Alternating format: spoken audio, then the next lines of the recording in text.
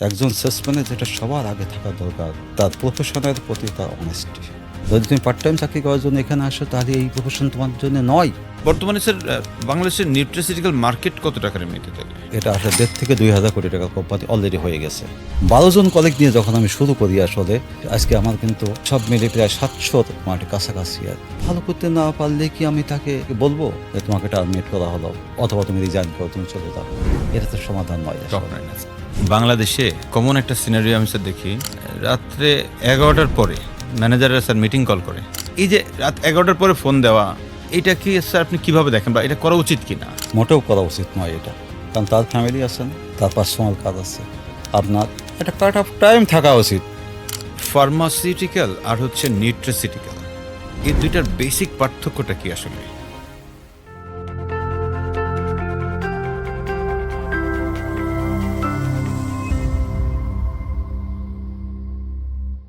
আসসালামু আলাইকুম সবাইকে, শুভ সন্ধ্যা। যে যেখান থেকে আমাদের আজকের সেলস লিডারশিপ একাডেমির আয়োজনে সেলস পডকাস্ট দেখছেন, সবাইকে স্বাগত জানাচ্ছি।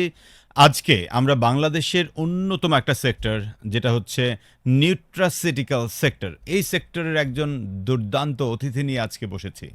বাংলাদেশের এই সেগমেন্টে যারা টপ বা জায়ান্ট, সেই কোম্পানির যিনি ডিরেক্টর সেলস, তিনি আছেন আজকে আমাদের সাথে। বাই দ্য ওয়ে, আমরা সবাই শুনেছি যে ফার্মাসিউটিক্যাল সেক্টর, রাইট? এইটারই আরেকটা নতুন উদীয়মান সেক্টর হচ্ছে নিউট্রাসিউটিক্যাল সেক্টর, যেটা আগামী দিন নাকি কাঁপাবে। আসলে কাঁপাবে যে, তাহলে এটা নিয়ে তো আসলে জানা দরকার।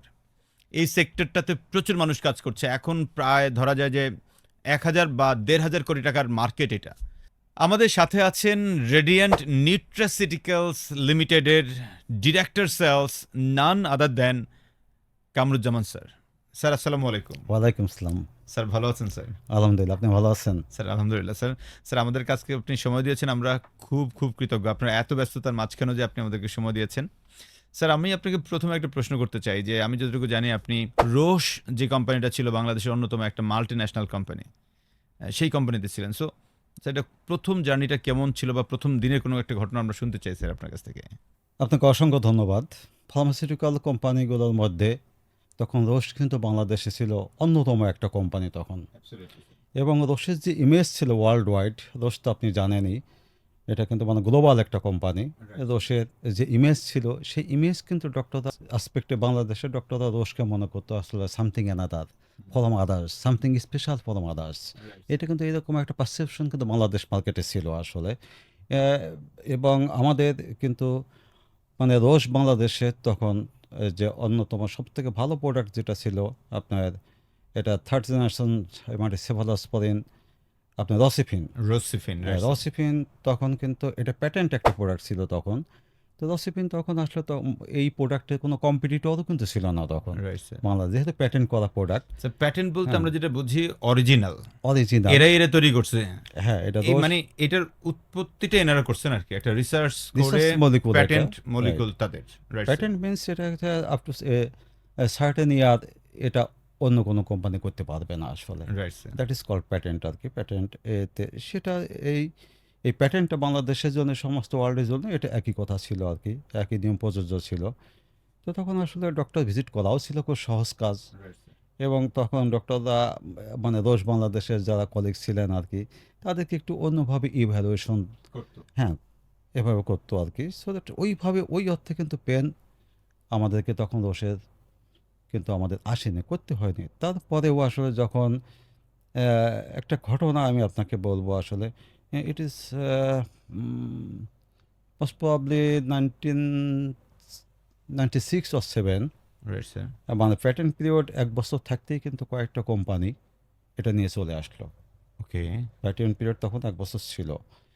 তো যখন চলে আসলো তারা, তখন এটা তো আসলে আমরা রোজ বাংলাদেশ মনে করলাম, তো কাজটা তো আসলে সঠিক হয়নি। সঠিক হয়নি।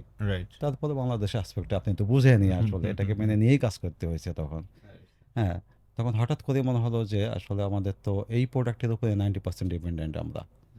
হ্যাঁ, তো এখানে তখন যখনই মানে কম্পিটিটর চলে আসে, তখন তো নানা রকম জটিলতা, নানা রকম সমস্যা তৈরি হয় আসলে। সেগুলো কিন্তু অনেক কিছু ফেস করতে হয়েছে তখন। তা আমি বলবো আপনাকে আসলে এখানে, এই যে এটা যদি বলি যে বাংলাদেশে ফার্মাসিউটিক্যাল সেক্টরে আইকন হিসাবে যদি আপনি কাউকে অ্যাড্রেস করেন, তাহলে আমি বলবো সেটা আমাদের নাসের সারিয়া জাহিদি স্যার। Absolutely sir. হ্যাঁ, ওনার যে বুদ্ধিমত্তা, ওই সময়কার situation, how to tackle that's situation, how আমাদের অনেকগুলো কলিগ তখন, হ্যাঁ, তখন মানে রসিপিয়ানের ওপর আমাদের ডিপেন্ডেন্সি অনেক বেশি তখন, মানে একটা জটিল একটা পরিস্থিতি আর কি তখন। তে আমি বলবো যে জাহিদ স্যার যেভাবে এটা ট্যাকেল করে সেখান থেকে উনি ওভারকাম করে রোশকে আবার মানে উনি মার্কেটে ইস্টাবলিশ করেছেন এবং রোশ বাংলাদেশে উনি ফুল ইস্টাবলিশ করেছেন। এটা আসলে আসলে না, একটা অনন্য ডেফিনেটলি একটা স্যার, ব্যাপার আসলে, ডেফিনেটলি স্যার। এক্সিলেন্ট একটা ব্যাপার ছিল আসলে, and it was A difficult task for him. Right sir, right sir. Sir absolutely your right, because Zahidi স্যারের নেতৃত্বের কারণেই আমরা যে রিসেন্টলি যেটা দেখছি ইভেন যে বাংলাদেশে এমএনসি গুলাকে এখন আপনাদের আয়ত্তে তো মনে হয় প্রায় 5টা কোম্পানি, রোশ, ওইদিকে আবার আসলো জেনফার, দেন আসলো রিসেন্টলি নোভার্টিস কিনে আপনারা নেভিয়ান করে ফেলেছেন। এরকম করে স্যার আপনাদের টোটাল রেডিয়ান ফার্মা। সো আপনাদের হাতে এখন বাংলাদেশের একটা বড়, যেগুলো সবই সফিস্টিকেটেড প্রোডাক্ট ফার্মা ইন্ডাস্ট্রির, আপনাদেরকে স্যার সবসময় ধরা হয় যে আপনারা একটু অনেক উঁচু জাতের লোক আর কি এই সেগমেন্টের। যেহেতু স্যার আমিও ফার্মা ইন্ডাস্ট্রির লোক, দ্যাটস আমি কথাগুলো খুবই বুঝেই বলেছি, কারণ ডাক্তার অন্তত তাই মনে করে, বা টোটাল কমিউনিটিতে এরকমই একটা বিষয় আছে যে আপনারা at least quality product, quality people, quality management, training, overall আপনাদের কালচার সব কিছু মিলে একটু অন্যরকম মেনটেন করেন। তো স্যার আমার পরের যে প্রশ্নটা আপনার কাছে আসে যে আপনি তো একটা অনেক চড়াই উতরাই পার করে দেন রোশ থেকে পরবর্তীতে রেডিয়েন্ট নাম হইলো, রেডিয়েন্টে আপনি জয়েন করলেন 2005 সালে, দেন আপনার প্রমোশন হলো। একটা পর্যায়ে রেডিয়েন্ট কি মনে করে চিন্তা করলো যে রেডিয়েন্টের একটা নিউট্রাসিউটিক্যালস সেক্টর করা দরকার? তখন বাংলাদেশে কেউ চিন্তাই করে নাই। যখন আপনারা রেডিয়েন্ট নিউট্রাসিউটিক্যালস লিমিটেড শুরু করলেন 2008 সালে মেবি, এবং আমি যতটুকু জানি স্যার আপনার হাত দিয়ে শুরু হয়েছে, আপনি ওর তখন অ্যাসিস্ট্যান্ট সেলস ম্যানেজার হিসেবে হোল বাংলাদেশটাকে আপনিই দেখতেন, আপনার হাত দিয়ে তৈরি হলো, এবং 2009 সালে আপনারা প্রথম প্রোডাক্ট লঞ্চ করেন, 10 লাখ টাকার মতো বিক্রি করলেন আর কি, 2টা প্রোডাক্ট মিলে। তো স্যার এই সেক্টরটা আসলে কেন ওই সময় রেডিয়েন্ট চিন্তা করলো? তার স্বপ্ন কি ছিল? কারণ জাহিদি স্যারের স্বপ্নটা তো আপনাকে নিশ্চয়ই বলেছে, সেই স্বপ্নটা কি ছিল, কোন আসপেক্টে শুরু হলো এটা? ওকে, থ্যাংক ইউ ভাই। আমি আপনাকে বলবো আসলে আমরা যেটা চিন্তা করি 25-এ এসে হয়তো বা 27 বা 28 সালের কথা চিন্তা করছি, প্ল্যানিং করছি। আমাদের নাসের সারিয়া জাহিদি স্যার কিন্তু সেইখানে চিন্তা করছে হয়তো 2035 বা 40 সাল।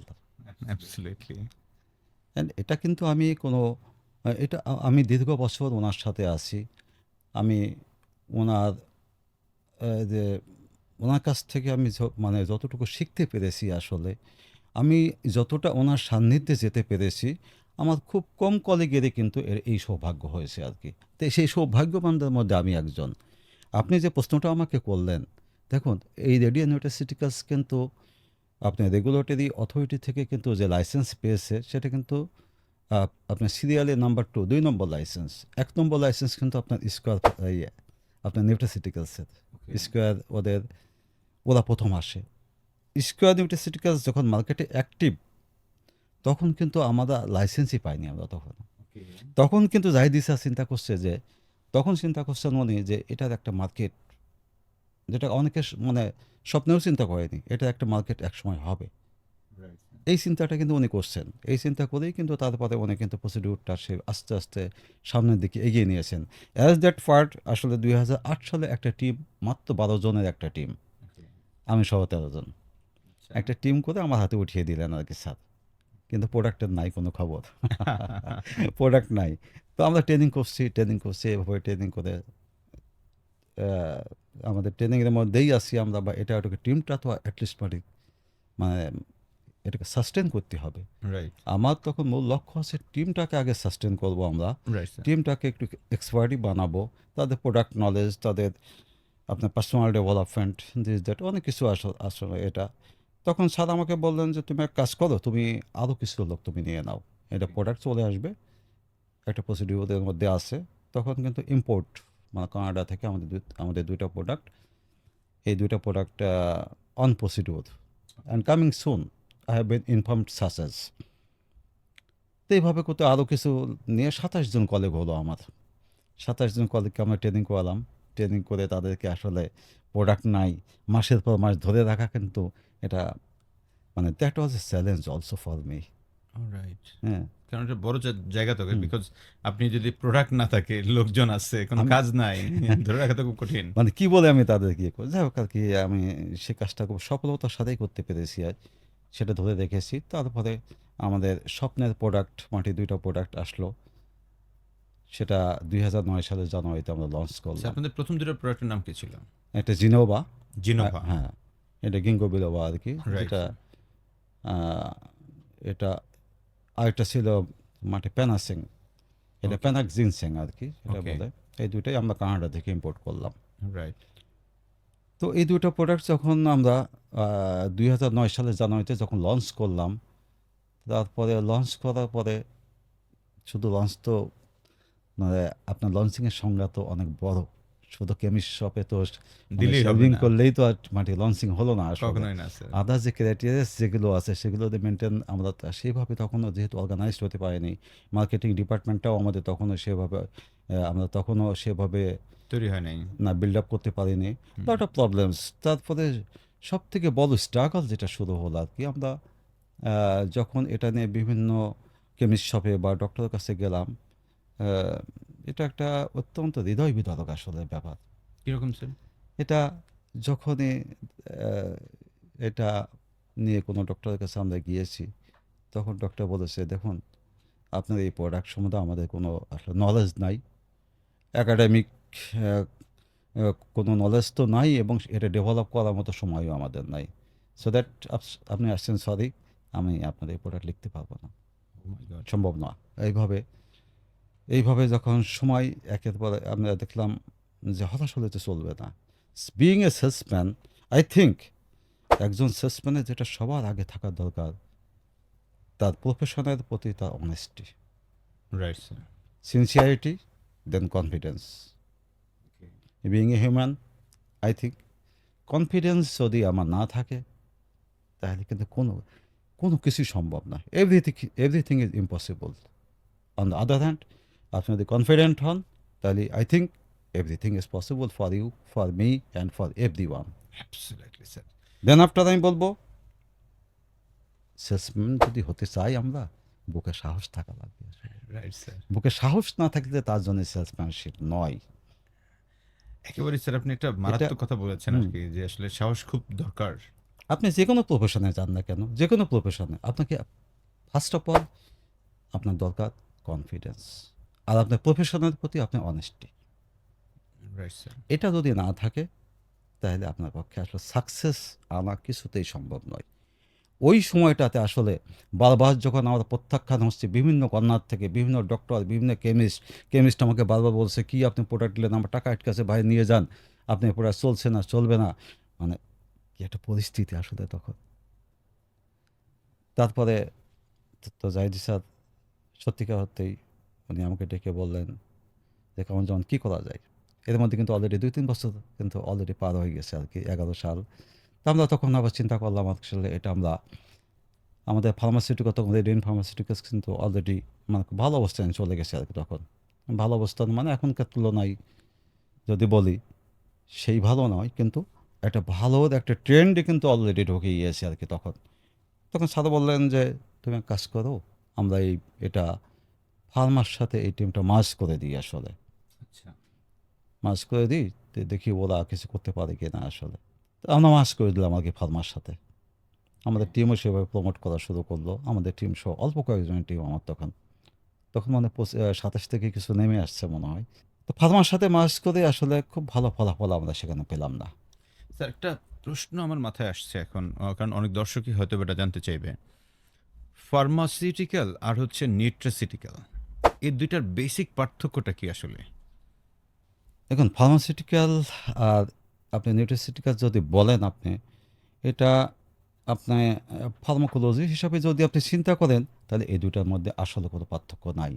নাও এ ডে এখনকার আসপেক্টে যদি আপনি চিন্তা করেন, আসলে পার্থক্য নাই। ছিল এক সময়, আচ্ছা। এক সময় ছিল এটাকে বলা হতো জেনারেল ওয়েলবিং প্রোডাক্ট।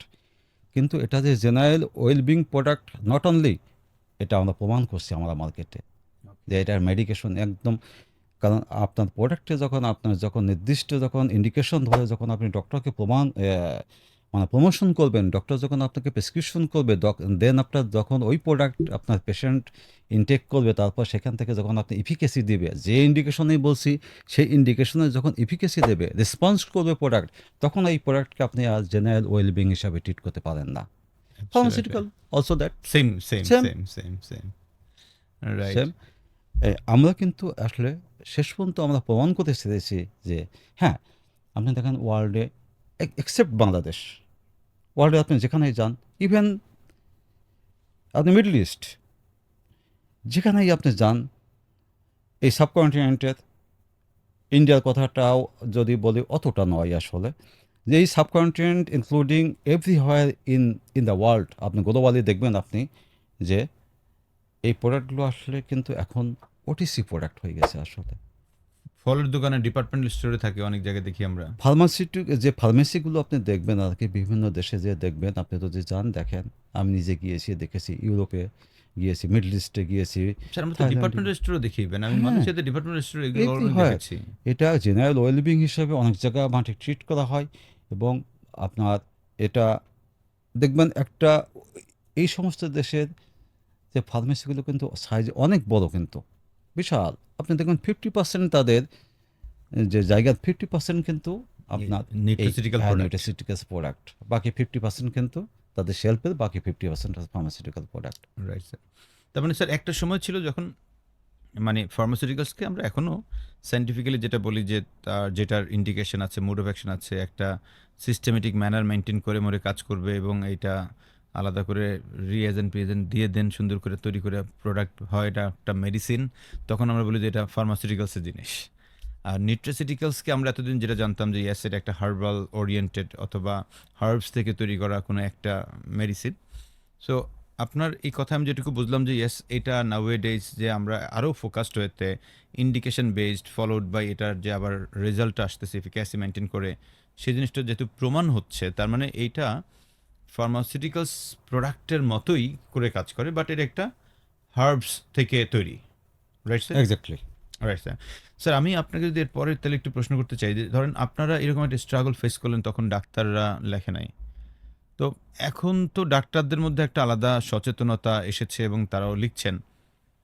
আমরা যারা মেডিকেল ইনফরমেশন অফিসার বা মেডিকেল প্রমোশন অফিসার বা মেডিকেল রিপ্রেজেন্টেটিভ এই নিউট্রাসিউটিক্যালস প্রোডাক্ট নিয়ে কাজ করে, আপনি যদি স্যার তাদেরকে ভালো করতে, মানে তারা তো অনেক স্ট্রাগল ফেস করে বিভিন্ন জায়গায়, তো তারা কিভাবে ভালো করতে পারে, যদি আপনি এরকম কোনো 5টা পয়েন্টে কোনো টিপস দিতে চান আপনার অভিজ্ঞতার আলোকে স্যার।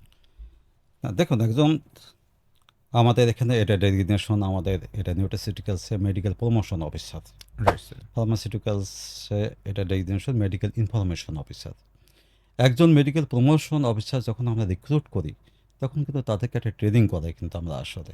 Right sir. আপনি এখন যদি খোঁজ নিয়ে দেখেন, আপনি খোঁজ খবরটা যদি রাখেন, দেখবেন যখন আমরা রিক্রুটমেন্টের জন্য মানে পত্রিকাগুলোতে অ্যাড দিই, তখন কিন্তু দেখবেন আমাদের রেডিও নিউট্রাসিউটিক্যালসে কিন্তু সেখানে মানুষের সংখ্যা কিন্তু অনেক বেশি আসে সেখানে। ও তাই নাকি স্যার? রাইট, এটা তো আমি জানতাম না স্যার। এটা বেশি আসে আর কি। এটা দ্যাট মিনস তাদের ইন্টারেস্টটা সবাই খোঁজখবর নিয়েই কিন্তু আসে আসলে। স্যার বাংলাদেশে তো হ্যাঁ, রেডিয়েন্ট হুম। রাইট নাও নিউট্রাসিউটিক্যালস মার্কেটের জায়ান্ট, এবং আপনাদের কাছাকাছি যারা তারা বহু বহু দূরে, মানে যোজন যোজন দূরে। তো সেই হিসাবে রেডিয়েন্টের প্রতি এমনিতে মানুষের একটা ভালো লাগা আছে, আবার নিউট্রাসিউটিক্যালস জিনিসটা আরেকটু ভালো লাগার মেবি, এবং গ্রোয়িং, সেজন্য কি আসে স্যার নাকি? না, ফার্স্ট আমি বলবো আসলে যে আপনি যদি যে কোনো কোম্পানিকে যদি স্টাবলিশ করতে চান আসলে, সেটা আপনার নতুন উদ্যোক্তাই হোক আর পুরনো মানে জায়েন্ট কোম্পানি হোক, আপনাকে কোয়ালিটি কিন্তু মেনটেন করতে হবে। আমাদের নাসের সাথে জাহিদি স্যার যে কথাটা আমাদেরকে শিখিয়েছেন আসলে, যে কোয়ালিটির সাথে কখনো তুমি কম্প্রোমাইজ করবা না তুমি, আর যেটাই করো প্রোডাক্টের কোয়ালিটি আমাকে মেনটেন করা লাগবে। দেখুন, আপনি হাফসের কথা বললেন না, আপনি এই হাফসটা আসলে কোথা থেকে যে এক্সট্র্যাক্ট করা হয় আসলে, যাক অনেক কিছু মেনটেন করে, তারপরে কিন্তু আমরা সব থেকে বেস্ট যে সোর্স, আমরা ইউজুয়ালি ইউরোপ, আমেরিকা, এই দুইটা কান্ট্রি, মানে ইউজুয়ালি এই দুইটা জায়গা থেকে কিন্তু আমরা আমাদের যে এপিআই যেগুলো সেগুলো কিন্তু সেখান থেকে আমরা সোর্সিং করি আমরা। এবং এই সমস্ত জায়গা যে এপিআই নিঃসন্দেহে মানে কোয়ালিটি নিয়ে কিন্তু তারা ন্যূনতম কোনো মানে কম্প্রোমাইজ করে না। তারপরে এটা কিন্তু প্রোডাকশন হচ্ছে কিন্তু এখন আমাদের দেশেই আসলে আমাদের প্ল্যান্টেই কিন্তু প্রোডাকশন হচ্ছে। ইফিকেসি যদি একটা আমি যে ইন্ডিকেশনই বলি, আপনি প্রথমেই বলেছেন একটা প্রোডাক্টের কথা না, ইবিকিউ আমাদের number one product. Right EBQ for রেডিনিউটাসিটিক্যালস। ইবিকিউ আমরা কোথায় বলি, আমরা মেন আমাদের ইন্ডিকেশন হচ্ছে ইনফার্টিলিটি। ইনফার্টিলিটিতে আমরা যেটা বলছি male and female both infertility আসলে। তো এখানে যদি ইনফার্টিলিটিতে যদি ইফিকেসি যদি না দিত, প্রোডাক্ট যদি রেসপন্স না করতো, তাহলে তো এত চলতো আজকে না। ডক্টরের কাছে কি আমরা যেতে পারতাম? কখনোই না স্যার। তার মানে নেভার। ডক্টর আপনাদের এবং আমরা যেটা করছি আসলে Yes, আপনি শুনে আসলে আমি সেইখান থেকে আবার একটু আমি আপনাকে বলি যে যে যে যে মর্মান্তিক দিনগুলো আমরা পার করেছি আসলে, মানে এই দিনগুলো কথা আসলে কখনো ভুলবার নয় আসলে। যখন ডক্টর আমাদেরকে তারপরে আমি 12 সালে কিন্তু সেলস ম্যানেজার হিসেবে মাঠে প্রমোটেড হলাম। দেন আফটার আমরা আবার টিমটাকে সেপারেট করলাম, আরও কিছু লোকজন এখানে রিক্রুট করলাম।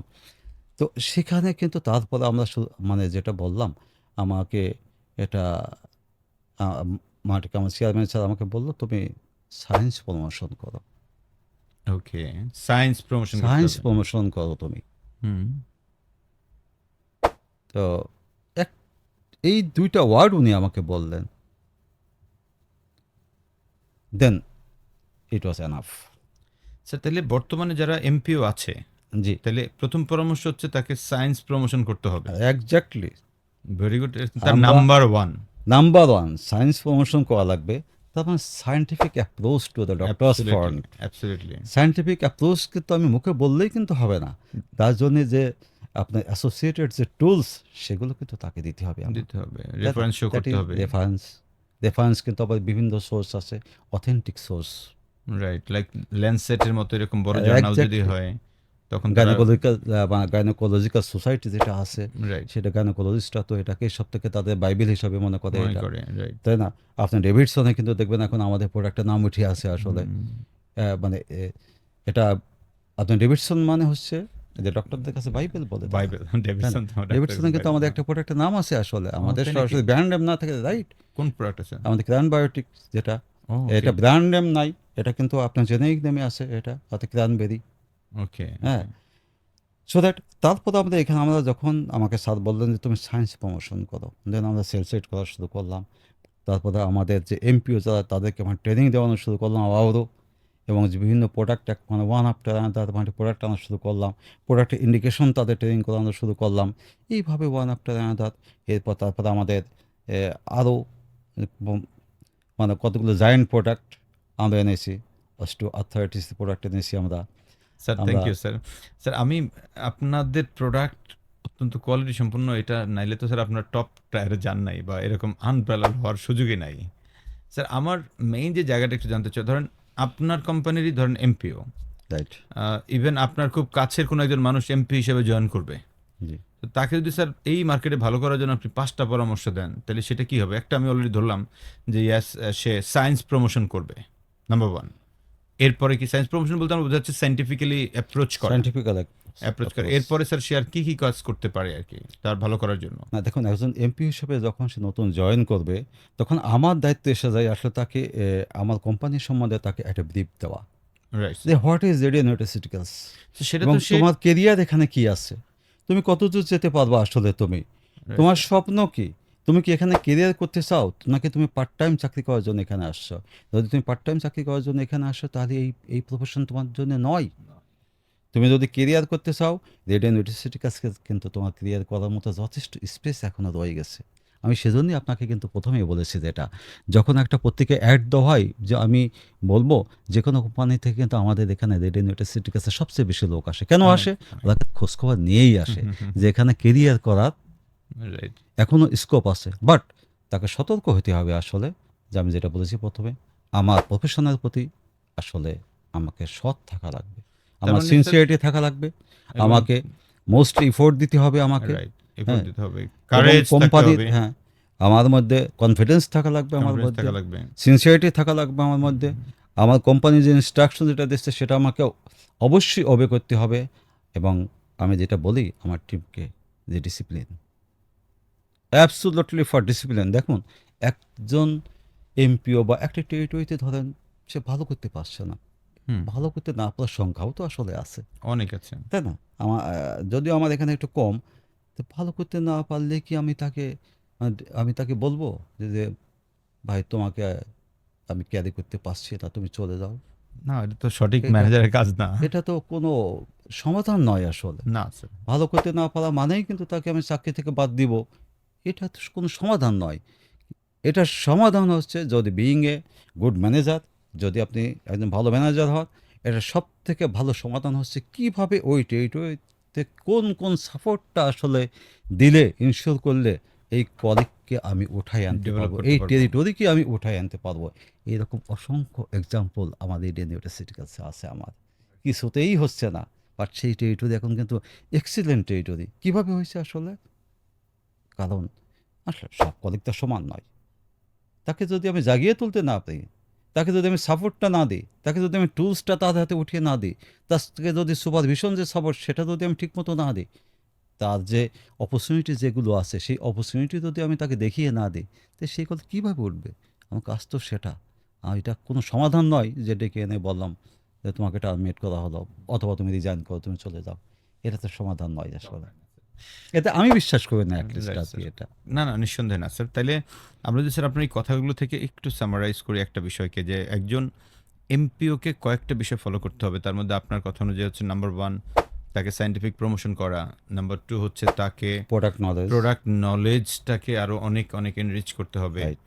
তারপরে তার মধ্যে একটা পজিটিভ অ্যাটিটিউড আনা, যে আমি ডাক্তার হয়তো না লিখবে হইতে পারে বা উল্টোপাল্টা বলতে পারে, আমি যেন সেই মানসিকতাটা আমার থাকে, সেই সাহসটা, কনফিডেন্সটা যেন আমার মধ্যে থাকে, যে আমি তাকে আবার কথাটা বলতে পারি, এরকম যে ব্যাপারটা। এবং তাকে অনেস্ট, কথাটা আপনি উল্লেখ করেছেন যে তাকে অনেস্ট হইতে হবে, এই যে ব্যাপারটা, এবং তাকে প্রতিনিয়ত শিখতে হবে, হ্যাঁ, তার মধ্যে ডেডিকেশন থাকা লাগে, তার মধ্যে ডেডিকেশন থাকা সাহস লাগবে, থাকা লাগবে সাহস থাকা আসলে। লাগবে। Right sir. হ্যাঁ, তার কনফিডেন্স যদি না থাকে তাহলে তো আসলে আমি, if you want to be a leader, right must sir. You have to be confident, absolutely. Otherwise আসবে না। না, আসবে না আসলে। Right sir. আমি আমার কলিগদেরকে বলি, ভাই তুমি তো মাস্টার ডিগ্রি পাস করে আসছো, এমএ নয়, এমকম নয়, তুমি এমএসসি পাস করে আসছো তুমি এখানে।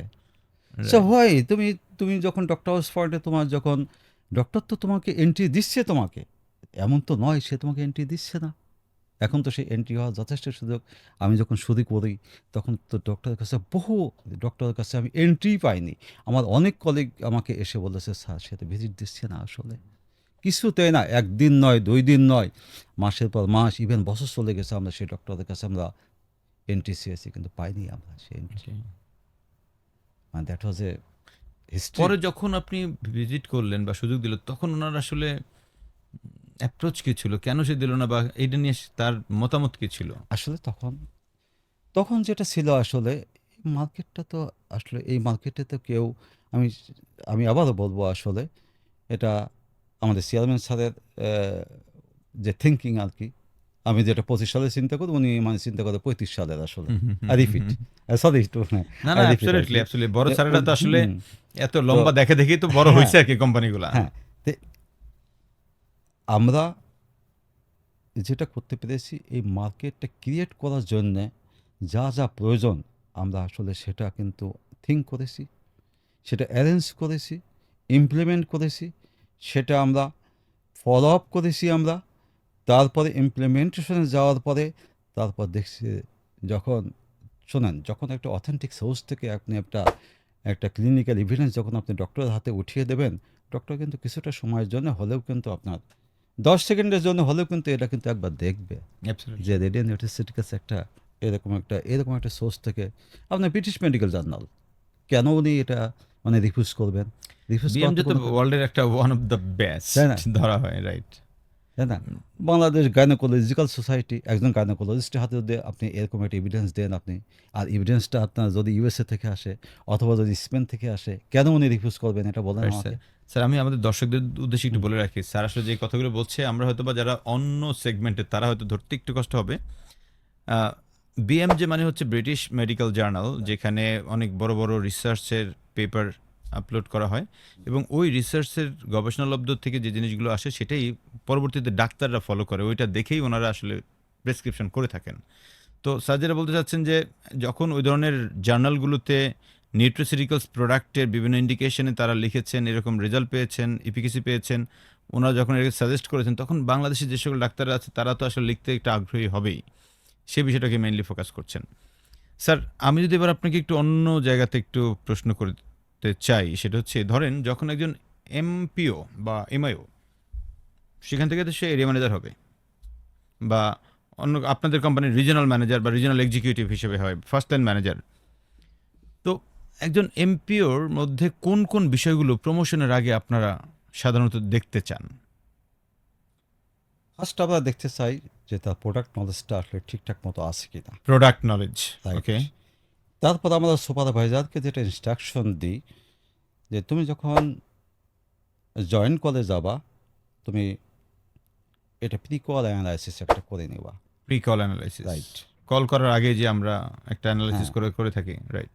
এটা দেন আফটার তুমি যখন ভিজিটটা শেষ হয়ে যাবে, তুমি একটা পোস্ট কল অ্যানালাইসিস তুমি করবা যে কোন কোন জায়গাটাই আসলে আমার মানে ডিফিসিট বা ড্রব্যাক ছিল, কোন Right. কোন জায়গাটা আমি খুব ভালো ডিটেল করতে পেরেছি। রাইট, দুটা তুমি কম্পাইল করো, দেন আফটার নেক্সট ভিজিটে যে তোমার যেটুকু এখানে আমার তো ড্রব্যাক আছে অবজারভেশনটা হ্যাঁ অবজারভেশনটা, সেখানে তুমি এটাকে মানে নেক্সট ভিজিটে যাতে এটা তুমি ওভারকাম করতে ওভারকাম পারেন, করতে পারো, রাইট। সেই প্রস্তুতি থাকা লাগবে তোমার। তার মানে আপনারা প্রথমে দেখেন তার প্রোডাক্ট নলেজ, দিতে হচ্ছে সুপারভাইজারকে দিয়ে ওনার যে প্রেজেন্টেশন স্টাইলস, সে বিষয়গুলোকে আপনার একটা ওভার অবজারভেশন নোট বা ওনার কাছে একটা ফিডব্যাক নেন। আর কি দেখেন স্যার? না এটা দেখুন আসলে দেখার একজন এমপিওকে যদি বলি, যদি এমপিওকে আমি আমার পজিশন থেকে যদি দেখি, আমায় কিন্তু একজন এমপিও হিসাবে দেখা লাগবে আসলে, যে আই এম অ্যান এমপিও না sir, from the view of MPO. সে যখন তার জন্য আপনি যে প্রশ্নটা আমাকে করলেন প্রমোশন হবে আসলে, আর কি স্যার, হ্যাঁ সেই যে জায়গাটা, প্রশ্নটা আমাকে বললেন, রাইট স্যার, আসলে তার গেট আপ সেট আপ থেকে শুরু করে এভরিথিং আসলে তার মানে ডেলিভারি স্টাইল, রাইট, তার প্রোডাক্ট নলেজ, রাইট, তার get up set up, hair style, right. এগুলো এগুলো গেল হচ্ছে আমার তার মানে তার হ্যাঁ। বডি ল্যাঙ্গুয়েজের ফুল হ্যাঁ। ভিউটা, ফুল ভিউটা। রাইট, হ্যাঁ, তারপরে এরপর দেখেন যে সে ডেলিভারি দিতে যে কোনো কিছু আসলে একেবারে মানুষ গুলিয়ে ফেলতেছে কিনা, অথবা কারেজের কোনো অভাব আছে কিনা, সে ভয় পাচ্ছে কিনা। আসলে প্রথম প্রথম তো সবাই একটু নার্ভাস থাকে।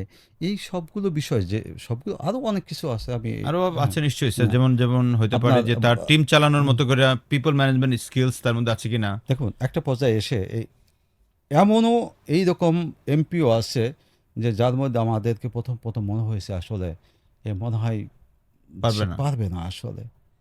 আপনার একটা টাইমে এসে মনে হয়েছে যে he is the best MPO, ওই লোকটাই, রাইট।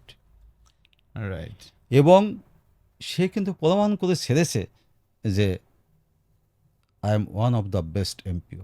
সে কিন্তু প্রমাণ করে ছেড়েছে যে আমি খুব ভালো একজন সুপারভাইজার হতে পারবো। নট অনলি দ্যাট, আমার এই টিমে এমনও এক্সাম্পল আছে আসলে যে এইখান থেকে উঠে এসে আজকে কিন্তু সে আপনার সিনিয়র জোনাল ম্যানেজার, সিনিয়র জেডএম, তার নেক্সট পজিশন কিন্তু ডেপুটি সেলস ম্যানেজার। এবং একজন নয় দুইজন নয়, অনেকগুলো আসলে একদম গ্রাসরুট লেভেল থেকে উঠে আসছে তারা।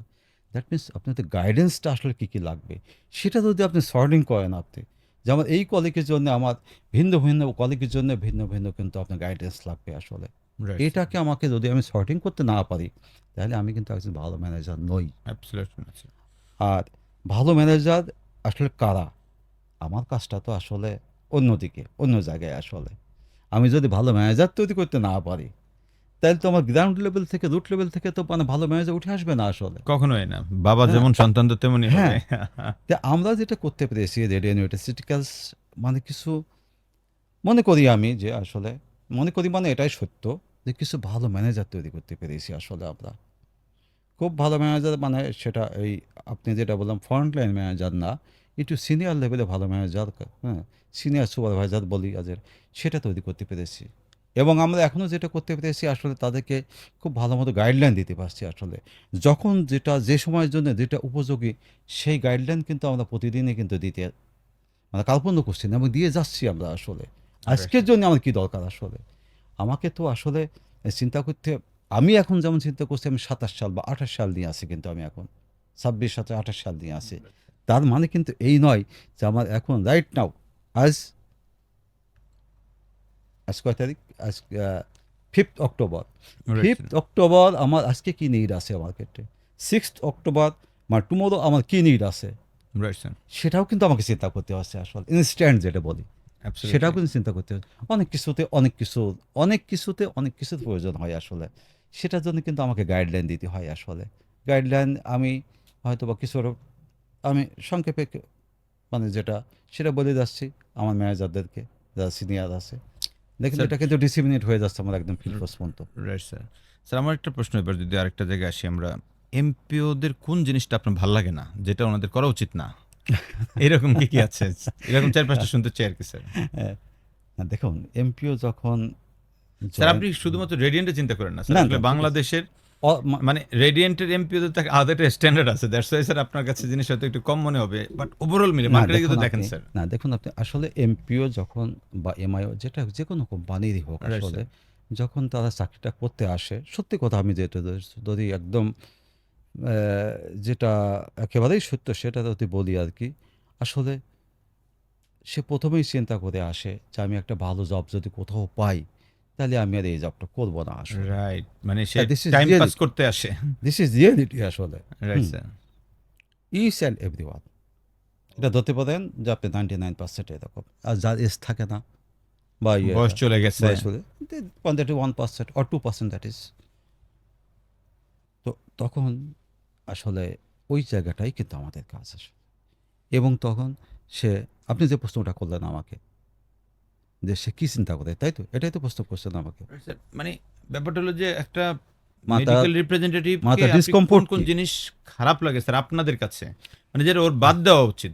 আপনি এর মধ্যে অলরেডি একটা বলেছেন যে ওরা মানসিকতায় নিয়ে আসে যে আমার একটা ভালো চাকরি হলে এই ওষুধ কোম্পানির চাকরি আর করবো না, তাহলে এই মানসিকতাটা বাদ দিতে হবে, নাম্বার ওয়ান। এরপরে স্যার আর কি কি বাদ দেওয়া দরকার এরকম? বাদ দেওয়ার কথা যদি বলেন যে তার যেটা আমি প্রথম কথা যেটা বলবো আসলে, এই কাজটা তো খুব হার্ড আসলে জব, স্যার এবং অনেক কষ্টের চাকরি খুব কষ্টের নিঃসন্দেহে। চাকরি আসলে।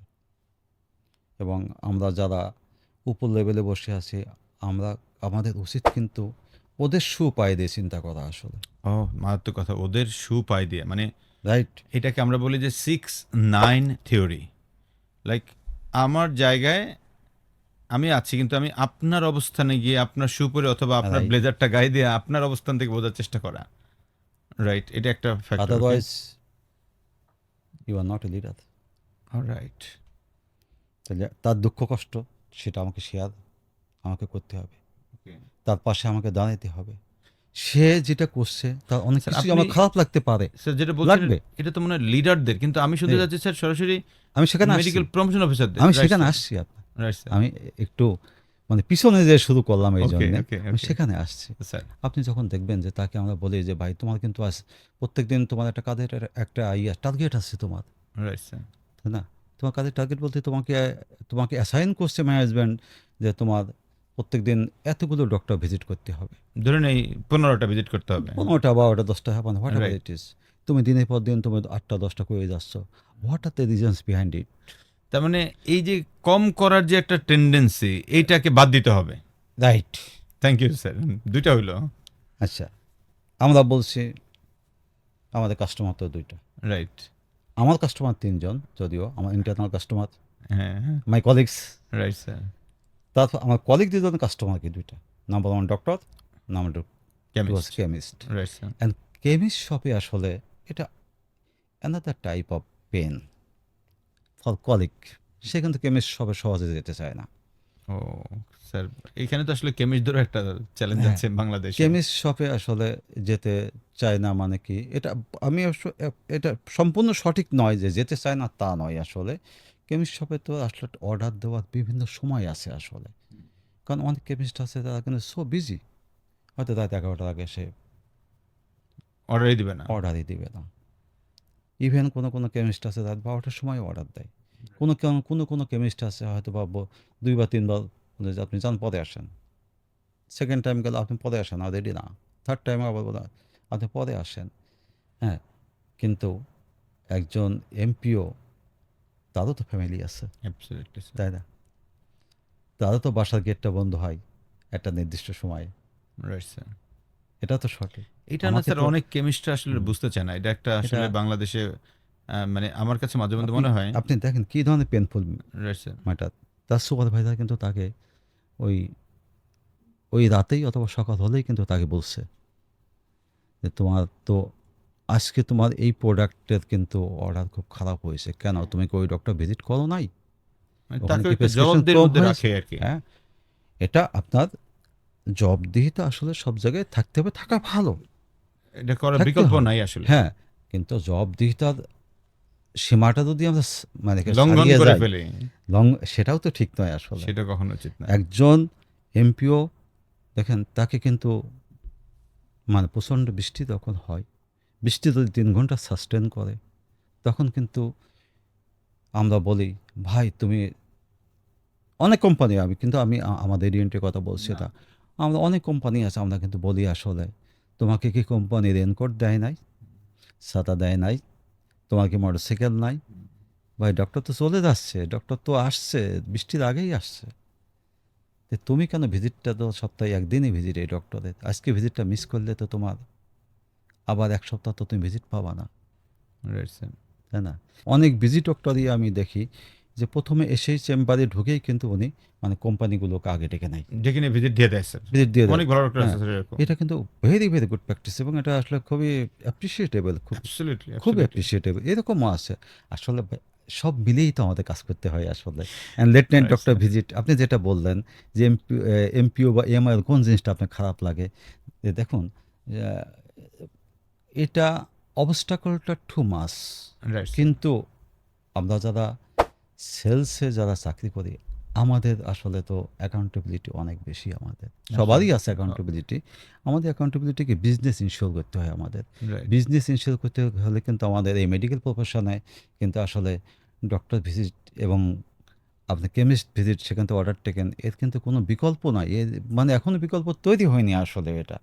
তো সেই ক্ষেত্রে কিন্তু আসলে লেট নাইট হোক আর ইজি ডক্টর হোক, আসলে আমাদের কিন্তু ভিজিট করতেই হবে।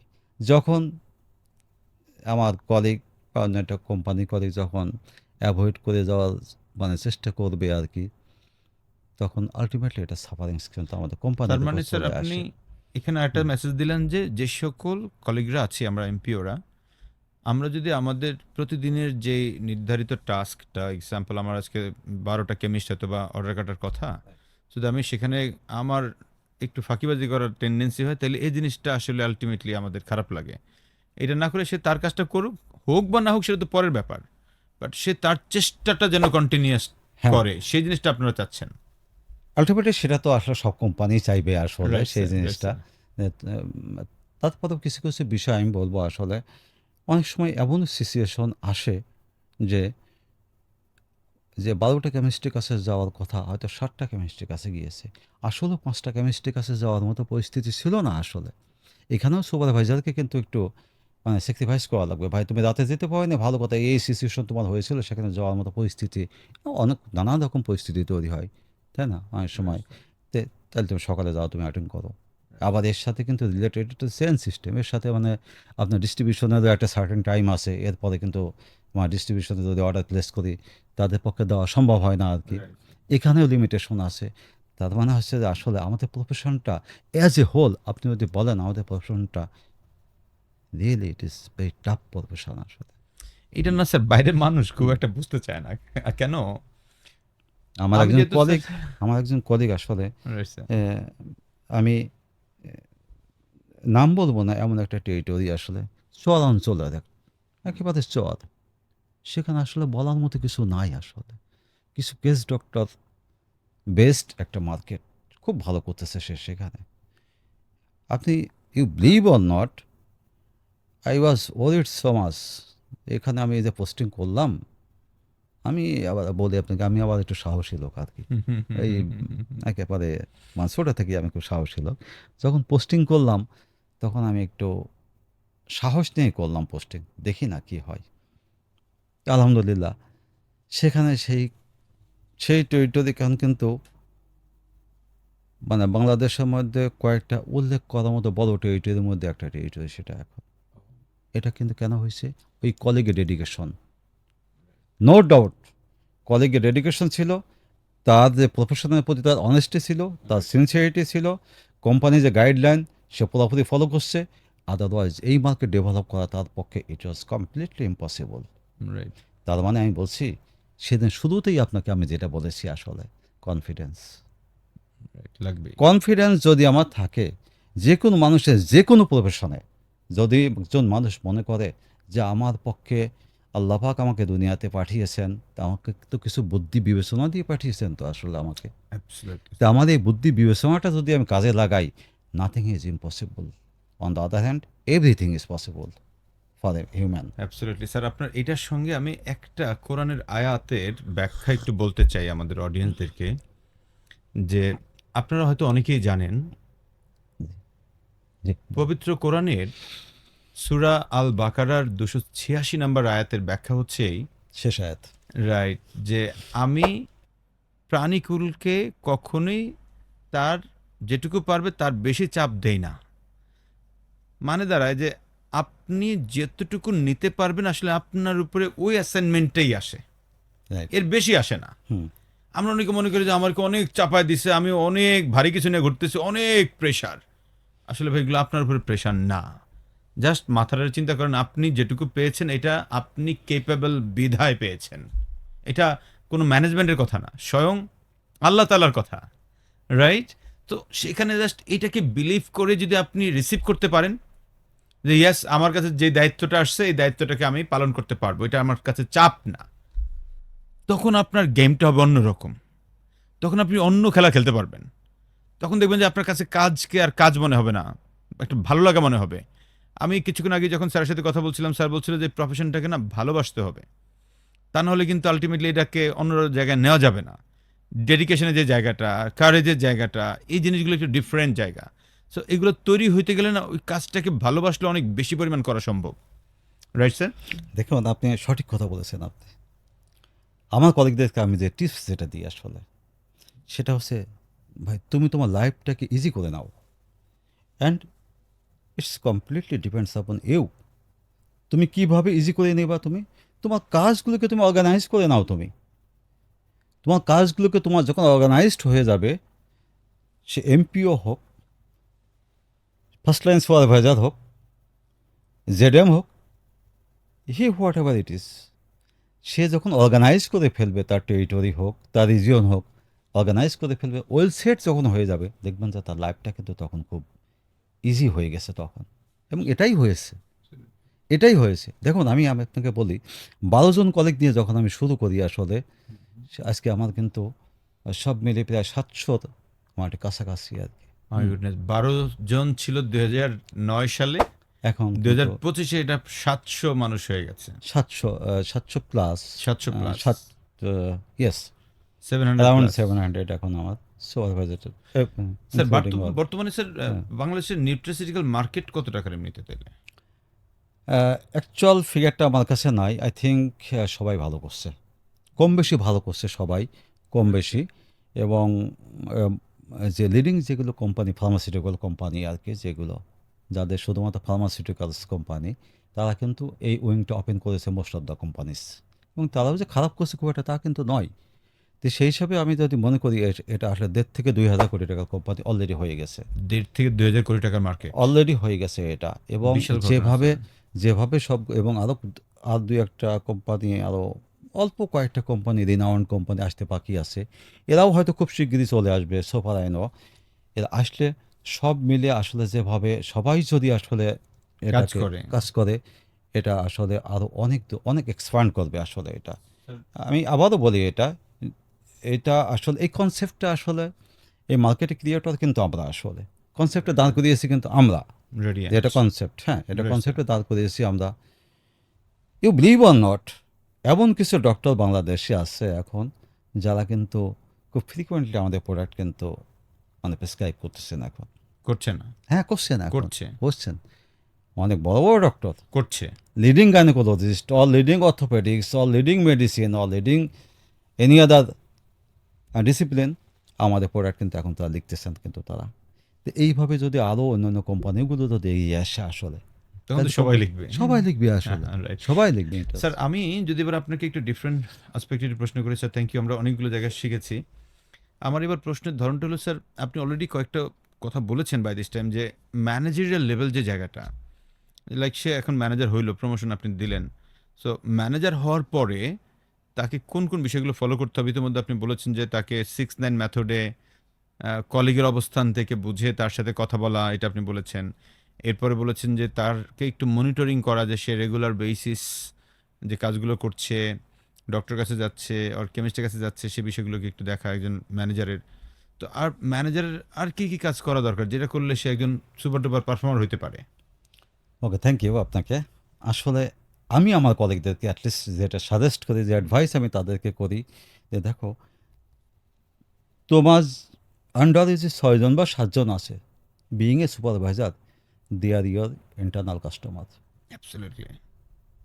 তুমি যদি এই কাস্টমারকে তুমি যদি মোটিভেটেড করতে না পারো, তুমি যদি মনে করো আমি তাদের শরীর হয়ে তাদের কাছ থেকে আমি আমার কাজ আদায় করে নেবো, no, that is wrong perception. আগে আস্থায় নাও তাদেরকে তুমি। খারাপ করছে, করুক, অসুবিধা নাই, সেটার জন্য তুমি তাকে বসো আলাদা করে। অথবা একজন ভালো করছে কিন্তু আমার একটা মেজর ব্র্যান্ড মানুষ খারাপ করছে, তাহলে দেখো তার সাথে বসো তুমি, এবং তোমাকে সাপোর্ট দেওয়ার জন্য তোমার সিনিয়র সুপারভাইজার আছে, তিনজনে বসো, ডিসকাস করো কোথায় সমস্যা, কোন ডক্টর আসলে আমার এখানে সাপোর্টটা কমিয়ে দিয়েছে, অথবা তোমার টোটাল যে ভ্যালু অ্যাচিভমেন্টে কেন হচ্ছে না আসলে, তার সাথে ডিসকাস করো। ভাই কী লাগবে তোমার, বলো তুমি কোন সাপোর্টটা লাগবে, অথবা তোমার বিবেচনা দিয়ে তুমি আগে চিন্তা করো। তুমিও তো এমপিও ছিলে, আজকে তুমি সুপারভাইজার হয়েছো, তুমি তো বোঝো যে কোথায় তার সাপোর্টটা লাগবে। ওই টেরিটরি নিয়ে, ওই কলিগ নিয়ে যদি তোমার আইডিয়া হয়তো নাও থাকতে পারে, কারণ তুমি আর এক জায়গায় কাজ করছো, তোমাকে পোস্টিং করা হয়েছে সুপারভাইজার হিসেবে আর এক জায়গা, ওই মার্কেটের সিনারি একটু ডিফারেন্ট, তুমি ওখানে লেট নাইট মতো কাজ করে আসছো। কিছু কিছু মার্কেট আছে হয়তো বা তোমার 6টা বা 8টা, মানে 8টার মধ্যে কাজ শেষ, ক্লোজ হয়ে যায় 8টার মধ্যে, তাই সেখানে থেকে তোমার মার্কেটে সেভাবে অর্গানাইজ করে নিতে হবে তোমাকে। আবার এমন এক মার্কেটে হয়তো ওই সুপারভাইজারকে পোস্টিং করলাম আমরা, সেই মার্কেটে হয়তো বলা আপনার রাত 12টার আগে তাকে কিন্তু স্টেশন লিভ করার কোনো সুযোগ তার নাই, তাহলে কী করা লাগবে? তার মানে তার কলিগরা তো কাজ করছে, কলিগকে ফেলে রেখে সে কি বাসায় যে ঘুমাবে? এই সুযোগটা তো আমাদের নাই আসলে। সো দ্যাট আগে কলিগকে মোটিভেটেড করা লাগবে, ফার্স্ট অফ অল মোটিভেশন দেওয়া। মোটিভেশন দেওয়া। আমি Very good. যেটা বলি সবসময়, ভাই কলিগের উপর ছড়ি ঘোরায় কখনো যদি তুমি কাজ আদায় করতে চাও, তো it will not work. Sorry ঘুরে কাজ করানো মানে কি স্যার, বিষয়টা আরেকটু যদি আপনার দৃষ্টিতে বুঝিয়ে বলেন, যদি আমরা অনেকে বুঝি তারপরে। আচ্ছা, আমি আপনাকে বলি আর কি। Right, sir. আমার দৃষ্টিতে যেমন আপনার, আমি বলি হয়তো বা যে কোম্পানি সেট করে দিয়েছে যে তোমার ডেলি ভিজিট এতটা হওয়া লাগবে, একদিন তো কম হতেও পারে। Right sir. ধরুন 10টা ভিজিটের কথা আমি বলি যে তোমার ডেলি ভিজিট করা লাগবে 10জন ডক্টর, হুম, একদিন তো 8জন হতেই পারে, খুবই স্বাভাবিক। তাই না? তার জন্যই তো আর তাকে বকাঝকা করার কিছু নাই, তাকে বুঝিয়ে বলতে হবে ভাই তোমার কিন্তু পরপর 2 দিন কিন্তু 8টা অথবা 8 আর 7 15টা ভিজিট হয়েছে, এই যে 5টা ভিজিট, তাহলে এটা কীভাবে ম্যানেজ করবো আমরা? আর তার জন্য তো একটা টুলস আমরা হাতে দিয়েছি তাকে, কীভাবে ম্যানেজ করা যায় এটা বলো। এই ডক্টর তো তোমার সপ্তাহে 2টা ভিজিট দেয় অথবা একটা ভিজিট দেয়, এই যে মিস হয়ে গেল তাহলে কী করা যায়, বা কেন হলো তার সাথে বসতে হবে, যে কেন হলো ও নিশ্চয়ই। আর যদি আমি তাকে বলি আমি কোনো কিছু জানি না, বুঝি না, তুমি ভাই কীভাবে এরপর থেকে ভিজিট করবো, আমাকে তুমি 10টা ভিজিট বানাতে তুমি ইয়ে করবে, হ্যাঁ মাসে করবে 10টা ভিজিট, সে করবে, কিন্তু প্রোডাক্টিভ হবে না। ফ্রুটফুল ভিজিট হবে না সেটা আসলে। প্রোডাক্টিভ হবে না। তাকে বুঝিয়ে বলতে হবে আসলে। হ্যাঁ, তারপরেও কথা থেকে যায় আসলে, সে যদি ফ্রিকুয়েন্টলি যদি এটা করতেই থাকে ইন্টেনশনালি, তখন কিন্তু তার সিনিয়র সুপারভাইজার আছে, অন্য তা অন্য স্টেপসে যাবে আগে অন্য তখন। স্টেপে দিতে হবে তখন, রাইট স্যার। তাই না? কিন্তু আমি যেটা বিশ্বাস করি, আমরা যেটা বিশ্বাস করি, আমরা যদি কলিগকে যদি মোটিভেটেড করতে পারি আসলে, বা তাকে যদি বোঝাতে পারি, তার কলিগের তো এখানে ইন্টারেস্ট আছে, স্যার তার একটা কঠিন ইনসেন্টিভ আছে। প্রশ্ন আমার কাছে, আপনার কাছে স্যার, আমার যে বাংলাদেশে কমন একটা সিনারিও আমি স্যার দেখি, রাত্রে 11টার পরে ম্যানেজাররা স্যার মিটিং কল করে অনেক ক্ষেত্রে।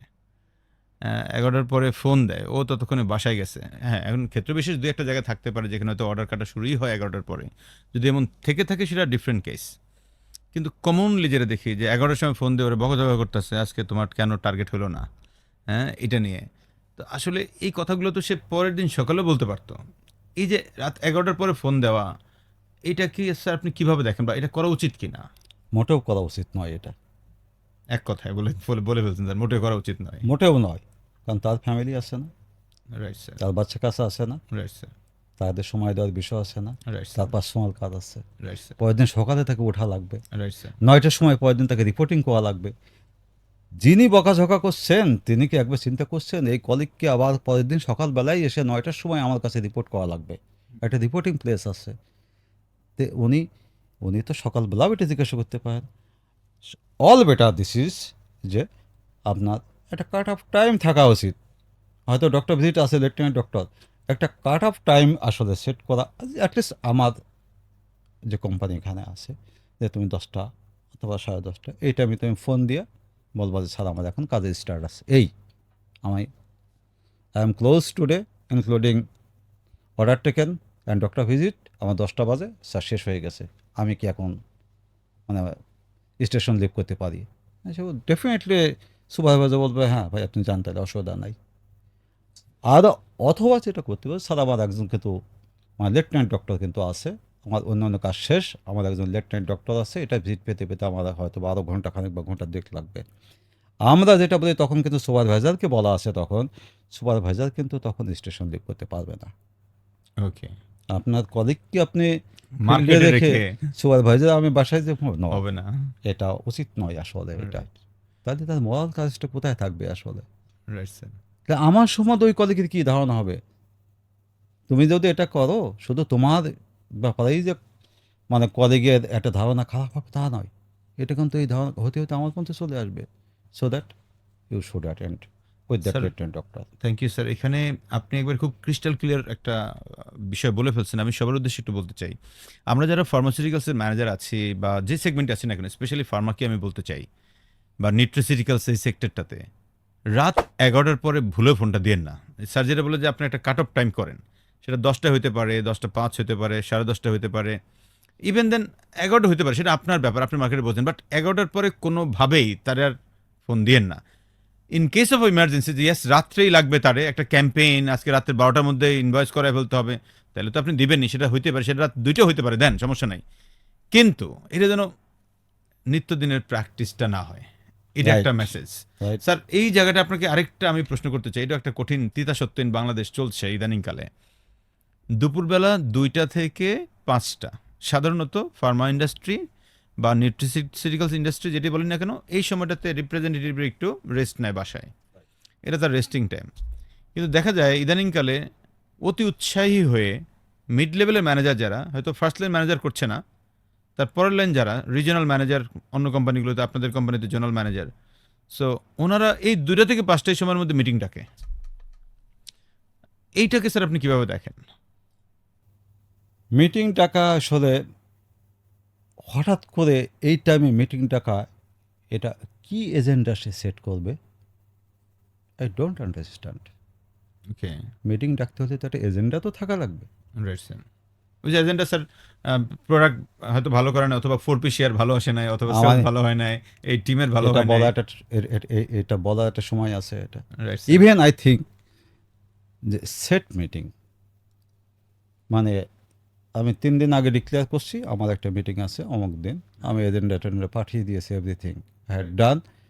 সেখানে কিন্তু শিডিউল করা আছে আমার হয়তো 9:30 to 5 PM। Okay, right, what I believe it should be finished within 5, maximum within 5:15। 5টার পরে 6টা 7টা পর্যন্ত 8টা পর্যন্ত যদি আপনি মিটিং করেন, কোনো প্রোডাক্টিভ মিটিং হওয়া আর কি আদৌ সম্ভব? সারাদিন তো ইম্পসিবল। সো দ্যাট আপনি যদি Tough. বলেন ইনস্ট্যান্ট একটা মিটিং 2টা থেকে 5টার মতো ডাকা, অ্যাটলিস্ট আমি এই থিওরিতে বিশ্বাস করি না এবং কোনোভাবেই করি না আমি। কারণ মিটিং হচ্ছে হওয়া উচিত প্রি শিডিউল্ড। হ্যাঁ, হঠাৎ করে কোন situation, that is another thing. Another thing sir, সেটা হইতেই পারে। সিচুয়েশন সেটা 6 মাসে হতে পারে, একটা 3 মাসে হতে হতে রাইট স্যার। কিন্তু এটা রেগুলার প্র্যাকটিসের মধ্যে আসা, আমার যদি আমার কাছে আপনি জিজ্ঞেস করেন আমি বলবো স্যার হয়তো No. মাসে একদিন করলে এটাও মানা যায়, নো, যে yes, মাসেও আমি- একদিনও মানে কেন হবে যদি কোনো আসলে? কারণে একদিন মাসে করলো সেটা হয়তো মানা না, যায়, কিন্তু মান্থলি মিটিং তো আমাদের আছে আসলে, মান্থলি মিটিং তো ইন্ডিভিজুয়ালি হয়। মানে আছে তো আমাদের, রাইট স্যার। এবং সেটা সেট মিটিং আমার। Right sir. তাই 2টা থেকে 5টা পর্যন্ত যদি অ্যাকচুয়ালি 2টা থেকে 5টা পর্যন্ত আপনি বলছেন, আমরা বলছি, কলিগ কিন্তু 2টার সময় কিন্তু আসলে যেতে পারে না আসলে। না স্যার, না, আলটিমেটলি তাকে যে কিন্তু ফ্রেশ হতে হতে 3টাই বেজে যায়, 3টাই বাজে। তাকে খেতে হবে, তাকে 1 ঘন্টা রেস্ট নিতে হবে, তারপর আবার তাকে বের হইতে হবে, রাত 11টার মতো থাকা লাগবে। এই জিনিসটাকে আমরা রিয়ালাইজ যদি না করি, তাহলে এটা তো কলিগদের প্রতি অন্যায় করা হয় আসলে, তাই স্যার, না? কিছু কিছু কোম্পানি মনে করে কি যে আমি ওনারে একবারে সকাল 8টা থেকে রাত 12টা পর্যন্ত কিনে নিছি, সো যা খুশি তাই করবো আর কি, এরকম একটা ব্যাপার। অনেক ফার্মাসিউটিক্যালস কোম্পানির মানে টপ টায়ারের এরকম একটা মেন্টালিটি গ্রো করেছে, যেটা আমি স্যার, আমি অনেস্টলি বলছি স্যার, কেন আমি তো স্যার, আপনি তো অনেক কোম্পানিগুলোতে ট্রেনিং করাই, সো স্যার যখন ট্রেনিং করাতে যাই তার আগে আমরা যেটা করি যে ওই কোম্পানিগুলোর রুট লেভেলটাতে কথা বলি, মিড লেভেলে বলি, ফার্স্ট লাইন লেভেলে বলি। সো কথা বলতে গিয়ে আমাদের একটা কমন কিছু প্রশ্ন থাকে, সো ওই কমন প্রশ্নের মধ্যে গিয়ে দেখি যে অনেকগুলো কোম্পানি এই প্র্যাকটিসটার মধ্যেই আছে। হুটহাট কোনো কথা নেই, এখন নতুন করে বেরিয়েছে গুগল মিট, নাইলে জুম, নাইলে এখন নতুন করে আবার হোয়াটসঅ্যাপে সুযোগ দিয়ে দিছে, ধুম করে হোয়াটসঅ্যাপে লাইনে আসেন কথা বলি। ওই বেটা ভাত খাচ্ছে, এর মধ্যে মিটিং শুরু করে দিছে, কোনো কথা বার্তা নেই, পুরো দৌড়ের মধ্যে রাখছে। এইটাতে যে চ্যালেঞ্জটা হচ্ছে স্যার, আমরা যেটা দেখছি দূরে থেকে, বা আমরা এটা বাড়ি থেকে যেটা দেখছি, যে মানুষের দিনকে দিন এই সেক্টরটার প্রতি জব করার একটা অনীহা তৈরি হচ্ছে। অনেক ভালো ফ্যামিলির লোকজন আসতে চাচ্ছে কম, অনেক মেধাবী স্টুডেন্টসের, একসময় স্যার আপনারা যখন জব করেছেন তৎকালীন সময়ে, ইভেন এখনও রেডিয়েন্ট এমএসসি কমপ্লিট করা হলে তারপরে নিচ্ছে। এই সেগমেন্টের লোকগুলো স্যার আপনারা হয়তো বা এখনো কিছু পান, অনেস্টলি স্পিকিং অন্য কোম্পানিগুলো এটা পায় না। অন্য কোম্পানিগুলো এখন মাদ্রাসা ব্যাকগ্রাউন্ডে পোলাপান নেয়, এটাই চলতেছে। বিকজ এই জিনিসটা হচ্ছে কেন, যে এখানে কিন্তু স্যার আসলে একটু মেধাবী লোকজনদের কাহিনী সেই জায়গাটা থেকে এখন অন্যদিকে চলে যাচ্ছে, ডিউ টু কোম্পানির এই সকল উল্টাপাল্টা কার্যকলাপের কারণে। এই জায়গাটা থেকে বের হওয়া স্যার খুব জরুরি। আপনি একটা কোম্পানির ডিরেক্টর সেলস এবং আপনার লেভেল থেকে জিনিসগুলোকে বলছেন যে ইয়াস একেবারেই সঠিক না। সো এই জন্য আমি সকল যারা দেখবেন তাদেরকে বলতে চাই যে ভুলেও রাত 11টার পর ফোন দিব না। দুপুরের টাইমটাতে যে সময়টা ওনারা রেস্টে থাকে, এই সময় ডাইকে আয় না, ওনাদেরকে বসা মিটিং এই সমস্ত দানে পানে করে না, এগুলো আসলে বাড়ে না, প্রোডাক্টিভিটি হয় না। Right? আপনি প্রোডাক্টিভ জিনিস করতে চাইলে তাকে মেন্টালি পিস দিতে হবে, স্যাটিসফ্যাকশন দিতে হবে, শান্তি দিতে হবে, তবেই কেবল সেই লোকটা তার সর্বোচ্চটা দিয়ে আপনার জন্য কাজ করবে, এর আগে হবে না। রাইট? হ্যাঁ, দেখুন, আপনি যেটা বলেন, আমি কিন্তু প্রথমেই আপনার এখানে এসে যেটা বলছি আসলে, যে এই রুট লেভেল যেটা কথা আপনি এতক্ষণ বললেন, sir, they are our internal customer. Absolutely sir. আপনি যদি তাদের কমফোর্টের কথা চিন্তা না করেন, আমি আরেকটা কথা বলেছি আপনাকে, যে শুধু তাদের উপরে ছড়ি ঘোরাই কিন্তু আপনি ভালো প্রোডাক্টিভ কোনো কিছু কিন্তু আপনি লুজ করবেন আসলে। আমরা লুজ করবো আসলে, লুজ করবো কীভাবে?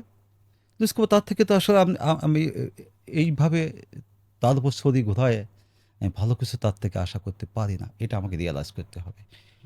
অন দ্য আদার হ্যান্ড, আপনি যদি তাকে মোটিভেটেড করতে পারেন, আপনি তাকে বিভিন্ন টুলস আছে আপনার মোটিভেশন দেওয়া, মোটিভেটেড করে কাজ করাটাই আপনি বেটার, নাকি ছড়ি ঘোরায় কাজ করাটা বেটার? মানে প্রোডাক্টিভ কাজ যদি আপনি তার থেকে আপনি যদি বের করে নিতে চান, তাহলে অবশ্যই তার কমফোর্টটা আপনাকে দেখতে হবে, তার ডিসকমফোর্টটাও আপনাকে দেখতে হবে। তার ডিসকমফোর্টটা আপনি দেখবেন না, তাকে এইভাবে হুটহাট যখন তখন ফোন দিবেন, তাকে যখন তখন যে কোনো অ্যাসাইনমেন্ট দিয়ে দেবেন, একসাথে অনেক অ্যাসাইনমেন্ট দিয়ে দেবেন, যেটা আদৌ তার পক্ষে এটা সম্ভব কিনা সেটা আমার বুদ্ধি বিবেচনা আসলো না। আমি একসাথে 7-8টা অ্যাসাইনমেন্ট দিয়ে রেখেছি, এটা তার পক্ষে সম্ভব নয় আসলে। মানে কোনোটাই ঠিকমতো হবে না। Right sir. তো আমি 2টা অ্যাসাইনমেন্ট তাকে দিই, সেটা মনিটরিং করি, আমি রেজাল্টটা কী আসছে দেখি, আমি তারপরে বাকি 2টা আবার দিই। আমার তো দিন তো ফুরিয়ে যাচ্ছে না আসলে। Right sir. একসাথে 5টা দিলে কোনোটাই হবে না। হবে না স্যার। আমি যদি তাকে এইভাবে পেন দিতে থাকি, সে কি আমার প্রতি কি তার যে একটা পারসেপশন, এটা কি ভালো দাঁড়াবে? কখনোই সে কি না। কোম্পানিকে ভালো ডমিনেট করবে? No. সে ভালো একটা কাজ করবে। দেখুন, আপনি যদি বলেন ডক্টর কল, ডিটেলিংস আছে সেখানে, pre call, post call analysis, আমরা যেটা বললাম Right, আর কি। sir. ফ্রুটফুল কল সে করলো না, আপনি কি করবেন আসলে? কল করার মধ্যেও তো আসলে তো অনেক ক্রাইটেরিয়া আছে। অনেক আর্ট আছে স্যার, অনেক। আমার 3টে ব্র্যান্ড বেনিফিট আছে, রাইট স্যার।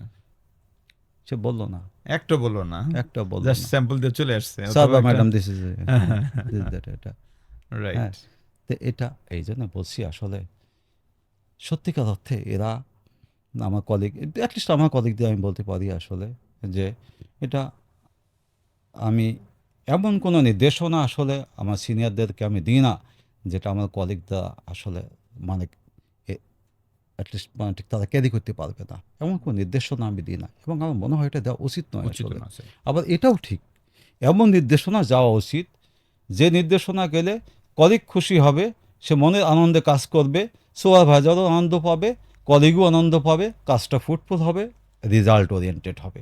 Right sir. দিন শেষে, মাস শেষে, বছর শেষে দেখবেন যে আসলে this was the best way what we had done. Absolutely sir. এবং রেডিও ইউনিভার্সিটির কাছে কিন্তু তাই করেছে এবং Right. তাই কিন্তু করে দেখিয়েছে আসলে।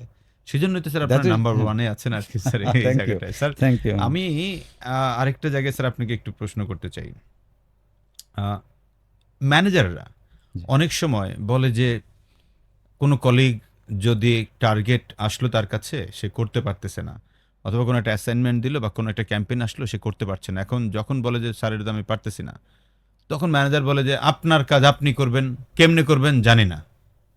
আপনি ভাই এখানে অ্যাসাইন্ড হয়েছেন, আপনি এটা করে নিয়ে আসবেন, কেমনে করবেন আমি জানি না। এই যে একটা মেন্টালিটি বা এই ধরনের অ্যাপ্রোচ ম্যানেজারের পক্ষ থেকে, এটা কি আসলে সঠিক কিনা? Absolutely, this is a layman approach, and he is not a manager. He is not eligible for being a manager. I think wrong selection. Wrong selection, nothing else. Being a manager, he can't tell it. আপনি কিভাবে করবেন না করবেন সেটা আপনার ব্যাপার, আমি যাই না। কিন্তু অনেকেই তো বলে স্যার, এটা বলে, এটা প্রচুর লোক বলে স্যার। হ্যাঁ, এটা বলে, আমি জানি, আমি অনেকেই বলে, অনেক কোম্পানি এটা করে কি আসলে রেজাল্ট ওরিয়েন্টেড কোনো কাজ হবে, আদায় হবে? আপনার কাজ হচ্ছে বিইং এ ম্যানেজার, আপনার কাজ হচ্ছে তাকে ওয়ে আউট করে দেওয়া, কিভাবে যে করবেন তোমার প্ল্যান বের কাজটা, করা। হ্যাঁ, ওয়ে আউট করে দেওয়া, যেটা আমরা করি Right, still we are doing that, way out করে দেওয়া, যে তুমি তোমার এই কাজটা তোমার থাকলেও তুমি এইভাবে করবো, একদম অ্যাবসলিউটলি তাকে। এবং তার নট অনলি দ্যাট, তার জন্যে যে নেসেসারি যে টুলস সেটাও তাকে দিতে হবে আপনার। অ্যাবসলিউটলি। আদারওয়াইজ এগুলো না দিয়ে যদি তাকে বলি যে তুমি কিভাবে করবা, কোত্থেকে করবা, করে আনো, আমি জানি না, আই ডোন্ট নো মানে he is a manager or not, বুঝতে বাট আই পারছি। Think he is not a manager, right sir. তার হি মানে is not at all a manager. Right, আপনারাও শুনলেন, আসলে এই ধরনের লোক কখনো ম্যানেজার হইতে পারে না। সো আজকেও হইতে পারেন এবং হওয়ানো উচিত নয়। হওয়ানো উচিত নয়। এবং রং সিলেকশন, ওই জন্য আমি I repeat, wrong selection, Wrong selection. এতে কোম্পানির জন্য লং টার্মে ক্ষতি হয় কোম্পানি। সুইসাইডাল বলি স্যার আমরা, এটা একটা Right. Suicidal is word. So এই ধরনের কথাগুলো যারা বলছেন আজকের পরে আর বলেন না, কারণ আপনি যেহেতু শুনলেন, আসলে এইটা কখনো কোনো ম্যানেজার এই কথা বলতে পারে না। আপনি কখনো আপনার কোনো কলিগ কোনো ঝামেলা পড়লে আপনার উচিত হচ্ছে তাকে একটা ওয়ে আউট দেখা বা ওয়ে ফরওয়ার্ড দেখানোর পরে দেন আপনি তার সঙ্গে থাকাইবেন। কোন জায়গাটা চ্যালেঞ্জ হচ্ছে সেই চ্যালেঞ্জটাকে মোকাবেলার জন্য ওর পাশে থাকা, তবেই কেবল আপনি একজন আসলে লিডার। এর আগে আমি না। শুধু বলেছি নট অনলি দ্যাট, যেগুলো আমাদের বিগ চ্যালেঞ্জ, ওকে, একসাথে আমাদের এমপিও, তার সুপারভাইজার, সিনিয়র সুপারভাইজার, তিনজন ওই টপিক নিয়ে একসাথে বসবে, হোয়াটসঅ্যাপ গ্রুপে হোক আর একসাথে বসবে, ডিসকাস করবে, ডিসকাস করার পরে তারপরেও যদি সমাধানে না আসতে পারেন আপনারা, তাহলে তার যে সিনিয়র আছে তাকেও আপনারা যুক্ত করবেন, করে একটা কনসেনসাসে আসা লাগবে আমাদের। আমি এই ইনস্ট্রাকশন সবসময় দিয়ে যাচ্ছি, আমি একটা কনসেনসাসে আমাদের আশা লাগবে যে ঠিক আছে এখন তাহলে এই কাজটা আমরা এইভাবে করব, ওকে। তারপর আপনি থ্রো করেন, আপনি এমপিও দেখেন, আপনি ইমপ্লিমেন্টেশনে যে তার কোন কোন জায়গায় সমস্যা হতে পারে সেটা আপনি সর্টিং করেন। এমপিও কমফোর্টটা তো আপনাকে বুঝতে হবে আসলে, বিগ চ্যালেঞ্জ এটা, তার কমফোর্টটা যদি আমরা না বুঝি তাহলে তো আসলে এটা হলো না আসলে। আমি আপনাকে বলেছি আমি একটা এক্সাম্পল আগেও বলেছি আপনাকে, যে এমন কিছু জায়গায় আমি পোস্টিং করেছি আসলে নিউট্রাসিউটিক্যালস কোম্পানি কিন্তু আসলে নিউট্রাসিউটিক্যালস প্রোডাক্ট কিন্তু ডক্টরকে দিয়ে লেখানো really tough, and still it is. তো এমন কিছু জায়গায় আমি পোস্টিং করেছি, আমার একটু সাহসটা একটু বেশি, আমি আমার ওই মানে ছোটোবেলা থেকে আর কি, আমার এটা একটা মানে ক্যারেক্টার, আমার সাহসটা একটু বেশি আমার। Right sir. দেখুন, যখন এই সমস্ত জায়গায় একটা দুইটা না, অনেক জায়গায়, অনেকগুলো territory, remote area, most remote area, you can't believe, আমি বুকে সাহস নিয়ে পোস্টিং করেছি। আমি সেখানে পোস্টিং করে যদি বসে থাকি তাহলে হবে? পোস্টিং করে যেটা করা লাগছে, যেটা নেসেসিটি, যে টুলস তাকে দিতে হবে, তাকে সাহস দিতে হবে, তাকে ওয়ে আউট করে দিতে হবে। সুপারভিশন সাপোর্ট, যেটাকে বলছে মোস্ট ইম্পর্ট্যান্ট সাপোর্ট, সুপারভিশন সাপোর্টটা সেটা দিতে হবে, সব কিছু। এবং এটাও সত্য, ওই কলিগকেও এগিয়ে আসতে হবে আসলে, ডেফিনেটলি, না আসলে হবে না স্যার, তাই না? তাকেও এই লাগবে। উভয়ের সম্মিলনই হচ্ছে সাকসেস। Right sir. আসবেই, আসতে বাধ্য, আসতে বাধ্য। এবং এসেছে। Right sir. স্যার থ্যাংক আপনি you on sir. The other hand, আপনি যদি স্যার। চিন্তা করেন, স্যার। যে আমি যদি তাকে বলি, ভাই তোমার এই 5 লাখ টাকা তোমার ইয়ে আছে, এই বাজেট আছে, এই টার্গেট তোমাকে দেওয়া হলো, তুমি কীভাবে করবা না করবা, তাহলে তো সে তো মানে ভিন্ন পথ অবলম্বন করবে, সে পুরোটাই। যেটা কোম্পানির জন্য সর্বনাশা হবে। হ্যাঁ, মাল মাইগ্রেট করে হ্যাঁ, অন্য জায়গায় পাঠিয়ে যেটা দিব। আমরা বলেছি, যেটা আমি যে থিমটা, আমি আজকেও আমার এমডি স্যারের সাথে আমি যেটা নিয়ে কথা বলে আসলাম, আমাকে অন্য একটি ইস্যুতে আর কি, যেটা সেটা হচ্ছে যে দেখুন, এবং আমার মাঝে অনেকগুলো মিটিংয়ে আমি ছিলাম, ঢাকার বাড়ি ছিলাম, যে মিটিংগুলোতে আমি সবসময় যখন আমি যেখানে প্রেজেন্ট থাকি, মানে ক্লোজিং স্পিচটা, ওপেনিং স্পিচ এবং ক্লোজিং স্পিচটা আমি সাধারণত দিয়ে থাকি। আমি এই জিনিসটা ক্লোজিং স্পিচে আমি যেটা বলি, team discipline, this is a must. এটা আমার সেন্টেন্স, ওয়ার্ড অ্যান্ড সেন্টেন্স এটা। উইদাউট ডিসিপ্লিন একটা টিম উইনিং টিম হতে পারে না, ইম্পসিবল। যে টিমের মধ্যে ডিসিপ্লিন নাই, সে টিম উইনিং টিম হতে পারে না। অ্যান্ড ডিসিপ্লিনের সংজ্ঞাটা কী আসলে, we have to decide that, মানে হোয়াট ইজ দ্য ডেফিনেশন। শুধু কি আমার কথা, ঠিক আছে তুমি এই কয়টার সময় যাও, এই কয়টায় ফিরে আসো, এটাই কি discipline? No, no, many things discipline. Definitely. কলিগকে ডিসিপ্লিনের মধ্যে থাকতেই হবে আসলে, যেটা কোম্পানি পলিসি যেটা আছে, যে ডিসিপ্লিন। আমি একটা ভালো ড্রেস কোড যেটা মেনটেন করে অফিসে, সেটা ফলো করা তো একটা ডিসিপ্লিনের পার্ট আমার, Of অনেক course. বড় ধরনের পার্ট। অফকোর্স, আপনার শার্টের কলারটা উঁচু হয়ে আছে আরেকদিকে, এটা তো দেখাটা সুপারভাইজারের দায়িত্ব। দায়িত্ব। আপনার মোটরসাইকেলটা সে 7 দিন হয়তো বা 15 দিন ধুচ্ছে না, সে রাইট স্যার। অনেক ময়লা লেগে আছে। এটা এগুলো আসলে একটু বকাঝাকা করে বলার থেকে একটু সুন্দর করে তো বলতে পারি আমরা, সেটাই উচিত। এখন আমরা যেটা করি, আমরা মানে আমার টিমে করি না, আমরা যেটা করি, আমি সেটা শিখাইনি। অনেকেই আছে আমরা, যে এটা নিয়ে হয়তো তার সাথে একটু অ্যাভেলেবল হয় স্যার, এটা আসলে available। উচিত নয় আসলে। স্যার আমি এখানে একটা রিসার্চ আপনাকে একটু শেয়ার করি আপনার থ্রুতে, আমাদের যারা দেখছেন তাদেরকে। লিডারশিপ চ্যালেঞ্জ নামক একটা বই ওয়ার্ল্ডে খুবই পপুলার হয়েছে, এবং এই বইটা একটা রিসার্চকৃত বই। এই বইটার মধ্যে একটা গবেষণার রেজাল্ট বলছে এরকম, যে ওনারা গবেষণা করে দেখলেন যে যারা টিম মেম্বার তাদেরকে প্রশ্ন করছিল যে আচ্ছা, আপনার টিম লিডার আপনার লাইফে কি কোনো রকম কন্ট্রিবিউট করছে আপনার ক্যারিয়ারের জন্য? তো ভাইবা থেকে বলছে যে না, এরকম নায়ের সংখ্যাটা প্রায় 50% লোক। বাকি 30% লোক পাওয়া গেছে বলে যে হ্যাঁ কিছু একটা হয়তো বা করে, ওই রকম না। এরা বলে কি যে তাহলে কি করে এরা? বলে এরা হচ্ছে উপর থেকে যে মেসেজ আসে, এই মেসেজ খালি আমাকে দিয়ে দেয়, অ্যাজ লাইক মেসেঞ্জার বা পিয়ন যে কাজ করে সেও সেম কাজটাই করে। মাত্র 20% তাদের বসদের সম্পর্কে বলেছে যে হ্যাঁ উনি তো আমাকে একটু কাজ শেখায়, আমাকে একটু পড়ালেখা করায়, আমাকে একটু মাঝে মধ্যে অ্যাসাইনমেন্ট দেয়, আমি গ্রো করছি, আমাকে শেখায়, আমি তার কাছে শিখতে পারছি।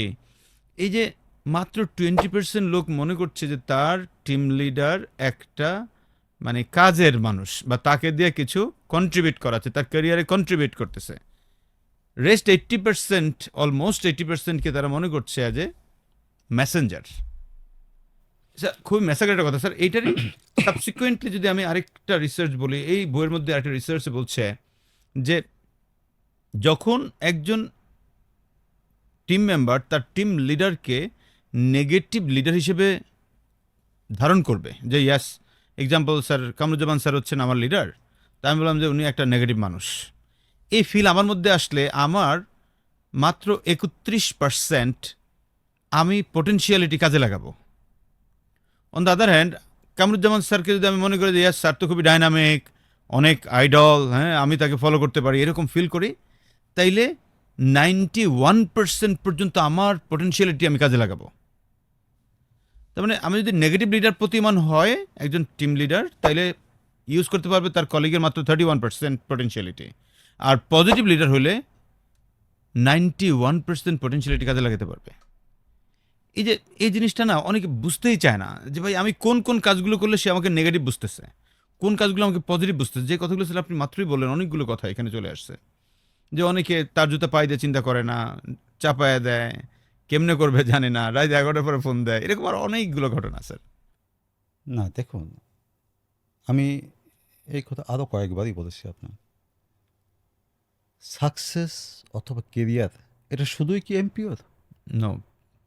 তারপরে যে আপনার রিজিওনাল এক্সিকিউটিভ, তারপরে যে অ্যাসিস্ট্যান্ট জোয়াল ম্যানেজার বা জোয়াল ম্যানেজার, তাদেরও তো আরও কেরিয়ারের প্রয়োজন আছে না? ডেফিনেটলি। এবং সবাই তো এক্সপেক্ট করে এটা, যে আমি Right. আরও উপরে উঠতে চাই আসলে। রাইট, এক্সপেক্ট করলেই তো হবে না, আমাকে তো আমার কাজ দিয়ে প্রমাণ করতে হবে, অ্যাবসলিউটলি। তাই না? সেই জন্য আমরা বলছি আসলে একজন এমপিও মানে পায়ে দিয়ে তুমি চিন্তা করে দেখো, তুমি যখন এখানে আসছো আজকে, মানে তুমি জোনাল ম্যানেজার হয়েছো, তুমি তো এমপিও ছিলে, এমপিও থেকে তো তুমি এখানে আসছো, যে তোমার উপর কি তখন কি এই যারা সুপারভাইজার আজকে যারা আছে, হ্যাঁ, তোমার উপর কি, তোমার তো সুপারভাইজার ছিল একজন, তখন কি সে তোমাকে এইভাবে তোমার দিয়ে কাজ করিয়েছে? তাহলে তুমি কিছুই শিখতে পারবে না। তাহলে তুমি কী শিখাবা তোমার এখন, তোমার যে আমি যে মেসেজটা দিব, একজন এমপিও যদি মনে করে আমার সুপারভাইজার ভেরি নেগেটিভ পারসন, দেখুন আমরা তাহলে সেই টিম দিয়ে আসলে খুব ভালো কিছু আপনি আশা করতে পারেন না। এই জন্যই আমরা বলি যে আমার সিস্টেম যেটা আমি যেটা বলি, আমার এটা on job training. On job training মানে কি? অন জব ট্রেনিং হচ্ছে রিপোর্টিংয়ে আসবে 9টা থেকে 9:15টার মধ্যে, কোনো কারণে 15 মিনিট লেট হতেই পারে, সেটা জ্যাম হতে পারে, বৃষ্টি হতে পারে, বিভিন্ন কারণে হতে পারে। বিভিন্ন কারণে 9:15 হচ্ছে আমাদের স্ট্যান্ডার্ড টাইম ধরি। তারপরে 1 ঘন্টা তুমি করো, চা খাও ফিল্ডে, গল্প, তুমি যখন সুপারভাইজার থাকবে যে কদিন থাকুক ওখানে, চা খাও, তুমি গল্প গুজব করো, তার ফ্যামিলির কথা জিজ্ঞেস করো, তোমার বাচ্চাটা কেমন আছে, হ্যাঁ, ও যে জ্বর আসছিল ঠিক হয়েছে কিনা এখন, কোনো তোমার সাহায্য লাগবে কিনা এখন, এবং তোমার একজন কলিগ অসুস্থ হয়ে তোমার আসতে পারেনি, তুমি চলে যাও সেখানে, 1 কেজি ফ্রুটস নিয়ে যাও ভাই, তুমি 1 কেজি ফ্রুটস নিয়ে তার বাসায় যাও, যে তাকে দেখে আসো, ইউ ডোন্ট ওয়ারি, তোমার যে অর্ডারটা বা তোমার এরিয়া কাভারেজটা আমরা দেখতেছি, তুমি রিল্যাক্স করো, বাসায় থাকো, হ্যাঁ, ভাবিকে বলে আসবো, তার দিকে টেক কেয়ার করবেন, কোনো ওষুধ লাগবে কি না বা কোনো কিছু যদি প্রয়োজন হয় আপনি ফোন দেবেন, নিঃসংকোচে আমাদেরকে ফোন দেবেন। আমি কিন্তু কোনো বানিয়েও বলছি না, বাড়িয়েও বলছি না, এই ধরনের ইনস্ট্রাকশন কিন্তু আমার টিমের মধ্যে আমার দেওয়া আছে, এবং এইখানটায় আমি খুব স্ট্রিক, আমি এখানে কোনো রকম এই সমস্ত ব্যাপার কোনো রকম মানে নেগলিজেন্সি শো করা, মানে এটা it will be crime. Crime. Right sir. এবং আপনি দেখুন, মানে কলিগের নলেজ বাড়ানোর জন্য আরও যেটা করি, উইকলি একটা সেশন করি, কিন্তু আমরা রোল প্লে সেশন যেটাকে বলি আমরা, রোল প্লে সেশন কিন্তু এটা রিজিওন ওয়াইজ কিন্তু আমাদের, and this is a mostly আমরা এটা মাটি থার্সডেতেই করে থাকি আর কি, 1 ঘন্টা বা 2 ঘন্টা, অর্থাৎ এটা রিফ্রেশার্স কোর্স, মানে যেটা প্রোডাক্ট নলেজকে একটু শার্প করার জন্য আর কি, যেটা করে থাকি, হয়তো 1 সপ্তাহে হয়তো 2টা প্রোডাক্ট, আর 1 সপ্তাহে role play session, very much effective. আমরা জিবিএস করাই, মানে বিভিন্ন আমাদের হাতে আছে, অর্থাৎ কলিগ ডেভেলপমেন্ট এটা কিন্তু আমরা আমাদের চেয়ারম্যান স্যারের কাছ থেকে কিন্তু আমরা শিখেছি আসলে। এটা তো কলিগ ডেভেলপমেন্ট যদি আপনার না হয়, আপনি কোম্পানি ডেভেলপমেন্ট আপনি আশা করতে পারেন না। আপনি কোম্পানি প্ল্যান কারা আসলে, আমিও বুঝতে কোম্পানি লাইফ কারা, ওই সমস্ত কলিগ যারা রোদে ভিজে, বৃষ্টিতে ভিজে, রোদে পুড়ে, শীতের মধ্যে, প্রচণ্ড শীতের মধ্যে যারা কোম্পানিকে কন্ট্রিবিউট করছে, এরাই হচ্ছে কোম্পানি প্রাণ, এরাই কোম্পানিকে ডমিনেট করছে, এরাই কোম্পানিকে বাঁচিয়ে রেখেছে। এই ফিলিংসটা যদি আমার মধ্যে না আসে, I am not a leader. Sir, radiant বাংলাদেশে যে স্কিল ডেভেলপমেন্টের জন্য কলিগদের অনেক বড় কন্ট্রিবিউট করে, এটার আমি তো একটা বড় প্রমাণ স্যার। কীরকম? বর্তমানে সবচেয়ে ট্রেন্ডিং স্কিল হচ্ছে এআই বা আর্টিফিশিয়াল ইন্টেলিজেন্স। বাংলাদেশের একমাত্র company, that is radiant pharmaceuticals, প্রথম ফার্স্ট লাইন ম্যানেজার থেকে তাদের সারা বাংলাদেশের ফার্স্ট লাইন ম্যানেজারদেরকে আর্টিফিশিয়াল ইন্টেলিজেন্স শেখানোর জন্য ট্রেনিং হাতে নিছে। অলরেডি আমরা স্যার 10টা ব্যাচ কভার করেছি। কোনো ফার্মাসিউটিক্যালস কোম্পানি কিন্তু এখন পর্যন্ত ফার্স্ট লাইন লেভেলটাতে এইভাবে করায় নাই। এখানে টপ টায়ারের অনেক কোম্পানি আছে, কোনো কোম্পানি করে নাই। আমি তো এটা জ্বলন্ত সাক্ষী, কারণ ট্রেনিংটা আমি করাচ্ছি ইভেন। সো এই যে জায়গাটা, অন্য কোম্পানিগুলো এখন পর্যন্ত এই জিনিসগুলোকে ওইভাবে চিন্তা করে না। ইয়াস, রিসেন্টলি এরিস্টো ফার্মা হাতে নিয়েছে। এরিস্টো ফার্মা সারা বাংলাদেশ ব্যাপী করার জন্য অলরেডি একটা পাইপলাইন তৈরি করেছে। তো এই যে চিন্তাটা করা, যে ডেভেলপমেন্ট করার যে একটা প্রক্রিয়াটা এবং কন্টিনিউয়াস ব্যাপী, আপনাদের তো আলাদা একটা স্যার ট্রেনিংয়ের বিল্ডিংই আছে উত্তরাতে, ওইখানে সারাদিন খালি ট্রেনিংই হয়। রাইট। তো এই যে চিন্তাটা করা, কারণ আপনারা স্যার মাল্টি ন্যাশনাল কোম্পানিগুলো থেকে আপনারা আসছেন বিধায় ওই ফ্লেভারটা এটার মধ্যে, যে আসলে পিপল ডেভেলপমেন্ট ছাড়া ভালো করা যাবে না, এই কালচারটা, এটা স্যার রেডিয়েন্টের প্রতিনিয়ত আপনারা ফলো করছেন, যেটা আমার কাছে মনে হয় যে অন্য কোম্পানি এটাকে আসলে অনুসরণ করা খুব খুব দরকার। বাংলাদেশে আসলে সামনে যে দিন আসতেছে মুক্তবাজার অর্থনীতিতে পিপল ডেভেলপমেন্ট ছাড়া একবারে খুবই ম্যাসাকার হবে স্যার। টাকা পয়সা দেখা ডাক্তারদেরকে প্রোডাক্ট লাগাতে পারবে না, কারণ এত এত ভালো ভালো পলিসি হয়ে যাচ্ছে সামনে, ডাক্তার টাকা নিয়ে উল্টা ডাক্তার বিপদে পড়বে, ওই কোম্পানির নামে জরিমানা হবে। তো এই জায়গাটা থেকে যদি এখনই না বেরোয়, আলটিমেটলি এটা চরম ঝামেলা মধ্যে যাবে স্যার। তো সেই জায়গাটা স্যার রেডিয়েন্ট অনেক ভালো কাজ করছেন sir, thank you so much আপনাকে। এবং আপনি স্যার একটা লম্বা সময় আমাদেরকে দিলেন স্যার। আমি এবার আপনাকে লাস্ট যদি একটা প্রশ্ন করতে চাই, আমাদের এই ওভারঅল আজকের সেশনে আমাদের দর্শকদের জন্য, যদি নিউট্রাসিউটিক্যালস মার্কেটে সে ভালো করতে চায়, সেলসের যে কোনো সেগমেন্টেরই হতে পারে, তাদের উদ্দেশ্যে স্যার আপনি 2 বা 3টা কোনো পয়েন্ট স্পেশাল বলতে চান। থ্যাংক ইউ, আপনাকে অসংখ্য ধন্যবাদ। আমি একই কথা আসলে বারবারই বলবো, একজন কলিগ যদি শুরু থেকে সে যদি মনে করে যে আমি এখানে আমার কেরিয়ার ডেভেলপ করব, তাহলে আমি বলবো যে তার প্রথম চিন্তা করা উচিত আমার ডেডিকেশন, ডেডিকেশন, রাইট। এবং আরও চিন্তা করা উচিত এর পাশাপাশি আমার প্রফেশনের প্রতি আমার অনেস্টি, অনেস্টি, রাইট। সেলসম্যান বুকে থাকতে হবে অসীম সাহস, রাইট স্যার। তাকে মনে করতে হবে nothing is impossible for me, on the other hand everything is possible for me, everything is possible for me. Definitely sir. সেলসম্যানের যদি সাহস না থাকে বুকে, তাহলে কিন্তু সেলসম্যানশিপ চালিয়ে নেওয়া কিন্তু আসলে কঠিন। আর এই ইয়াং পার্সন আসলে মাস্টার ডিগ্রি পাস করে আসছে, সো দ্যাট কেন পারবে না আসলে?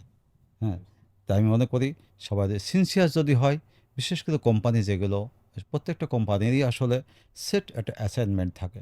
সেই অ্যাসাইনমেন্টগুলো আসলে যদি ইথিক্যাল অ্যাসাইনমেন্ট হয়, আমরা যেমন ইথিক্যাল প্র্যাকটিসে আমরা অত্যন্ত বিশ্বাস করি আমরা, হ্যাঁ, আমাদের চেয়ারম্যান স্যার আমাদেরকে শিখিয়েছেন ইথিক্যাল প্র্যাকটিস এবং ইথিক্যাল কাজ যদি তাকে দেওয়া হয় এবং সেই কাজগুলো যদি সে ঠিকঠাক মতো করে এবং তার কাজের মধ্যে যদি সিনসিয়ারিটি থাকে, অনেস্টি থাকে, আমার মনে হয় যে প্রত্যেকেরই কেরিয়ার করা সম্ভব। আর যদি সে মনে করে না, আপনি যেটা বললেন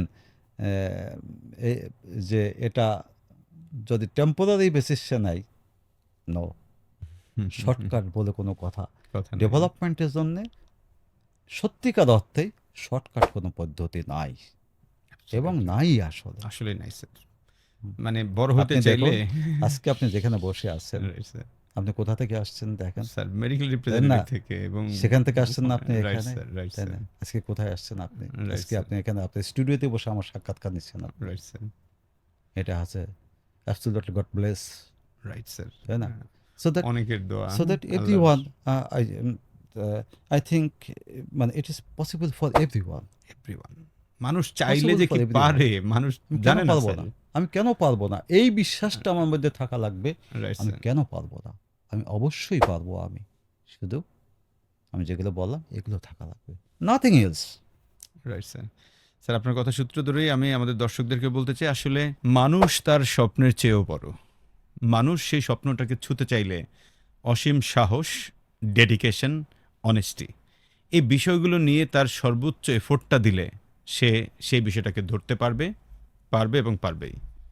আজকে আমরা অনেকটা টাইম ধরে কথা বলেছি। যারা আমাদেরকে দেখেছেন সবাইকে অসংখ্য ধন্যবাদ এবং কৃতজ্ঞতা। এই ভিডিওটা আপনি শেষ করার পরে কমপক্ষে আরও 5 বার দেখেন। কেন? একবার দেখাতে সব জিনিস মানুষ মেমোরিতে নিতে পারে না, সেজন্য মিনিমাম 5 বার দেখবেন। অ্যাট দ্য সেম টাইম আপনি আপনার টিমকে একটু শেয়ার করতে পারেন, বা আপনার কোনো বসকে শেয়ার করেন, আপনার কোনো কলিগকে শেয়ার করেন, উনিও এখান থেকে হয়তো অনেক উপকৃত হবেন। অ্যাট দ্য সেম টাইম আমাদের এই ভিডিওটাতে কোনো কপিরাইট নাই, আপনি ডাউনলোড করে যে কোনো জায়গায় ব্যবহার করতে পারেন, রাইট? তো সবাই ভালো থাকবেন। এবং আমরা যারা নিউট্রাসিউটিক্যালস মার্কেট নিয়ে কাজ করছি, এই মার্কেটটাকে আরও অনন্য উচ্চতায় নিতে চাইলে সায়েন্টিফিক ইনফরমেশনগুলো আরও বেশি বেশি দিবেন, ডাক্তারদের সঙ্গে সায়েন্টিফিক অ্যাপ্রোচগুলো বেশি করবেন। এই প্রত্যাশা রাখছি নতুন কোনো পর্বে নতুন কোনো অতিথিদেরকে নিয়ে আবার আপনাদের সামনে হাজির হব। সেই পর্যন্ত সবাই ভালো থাকুন। আল্লাহ হাফেজ।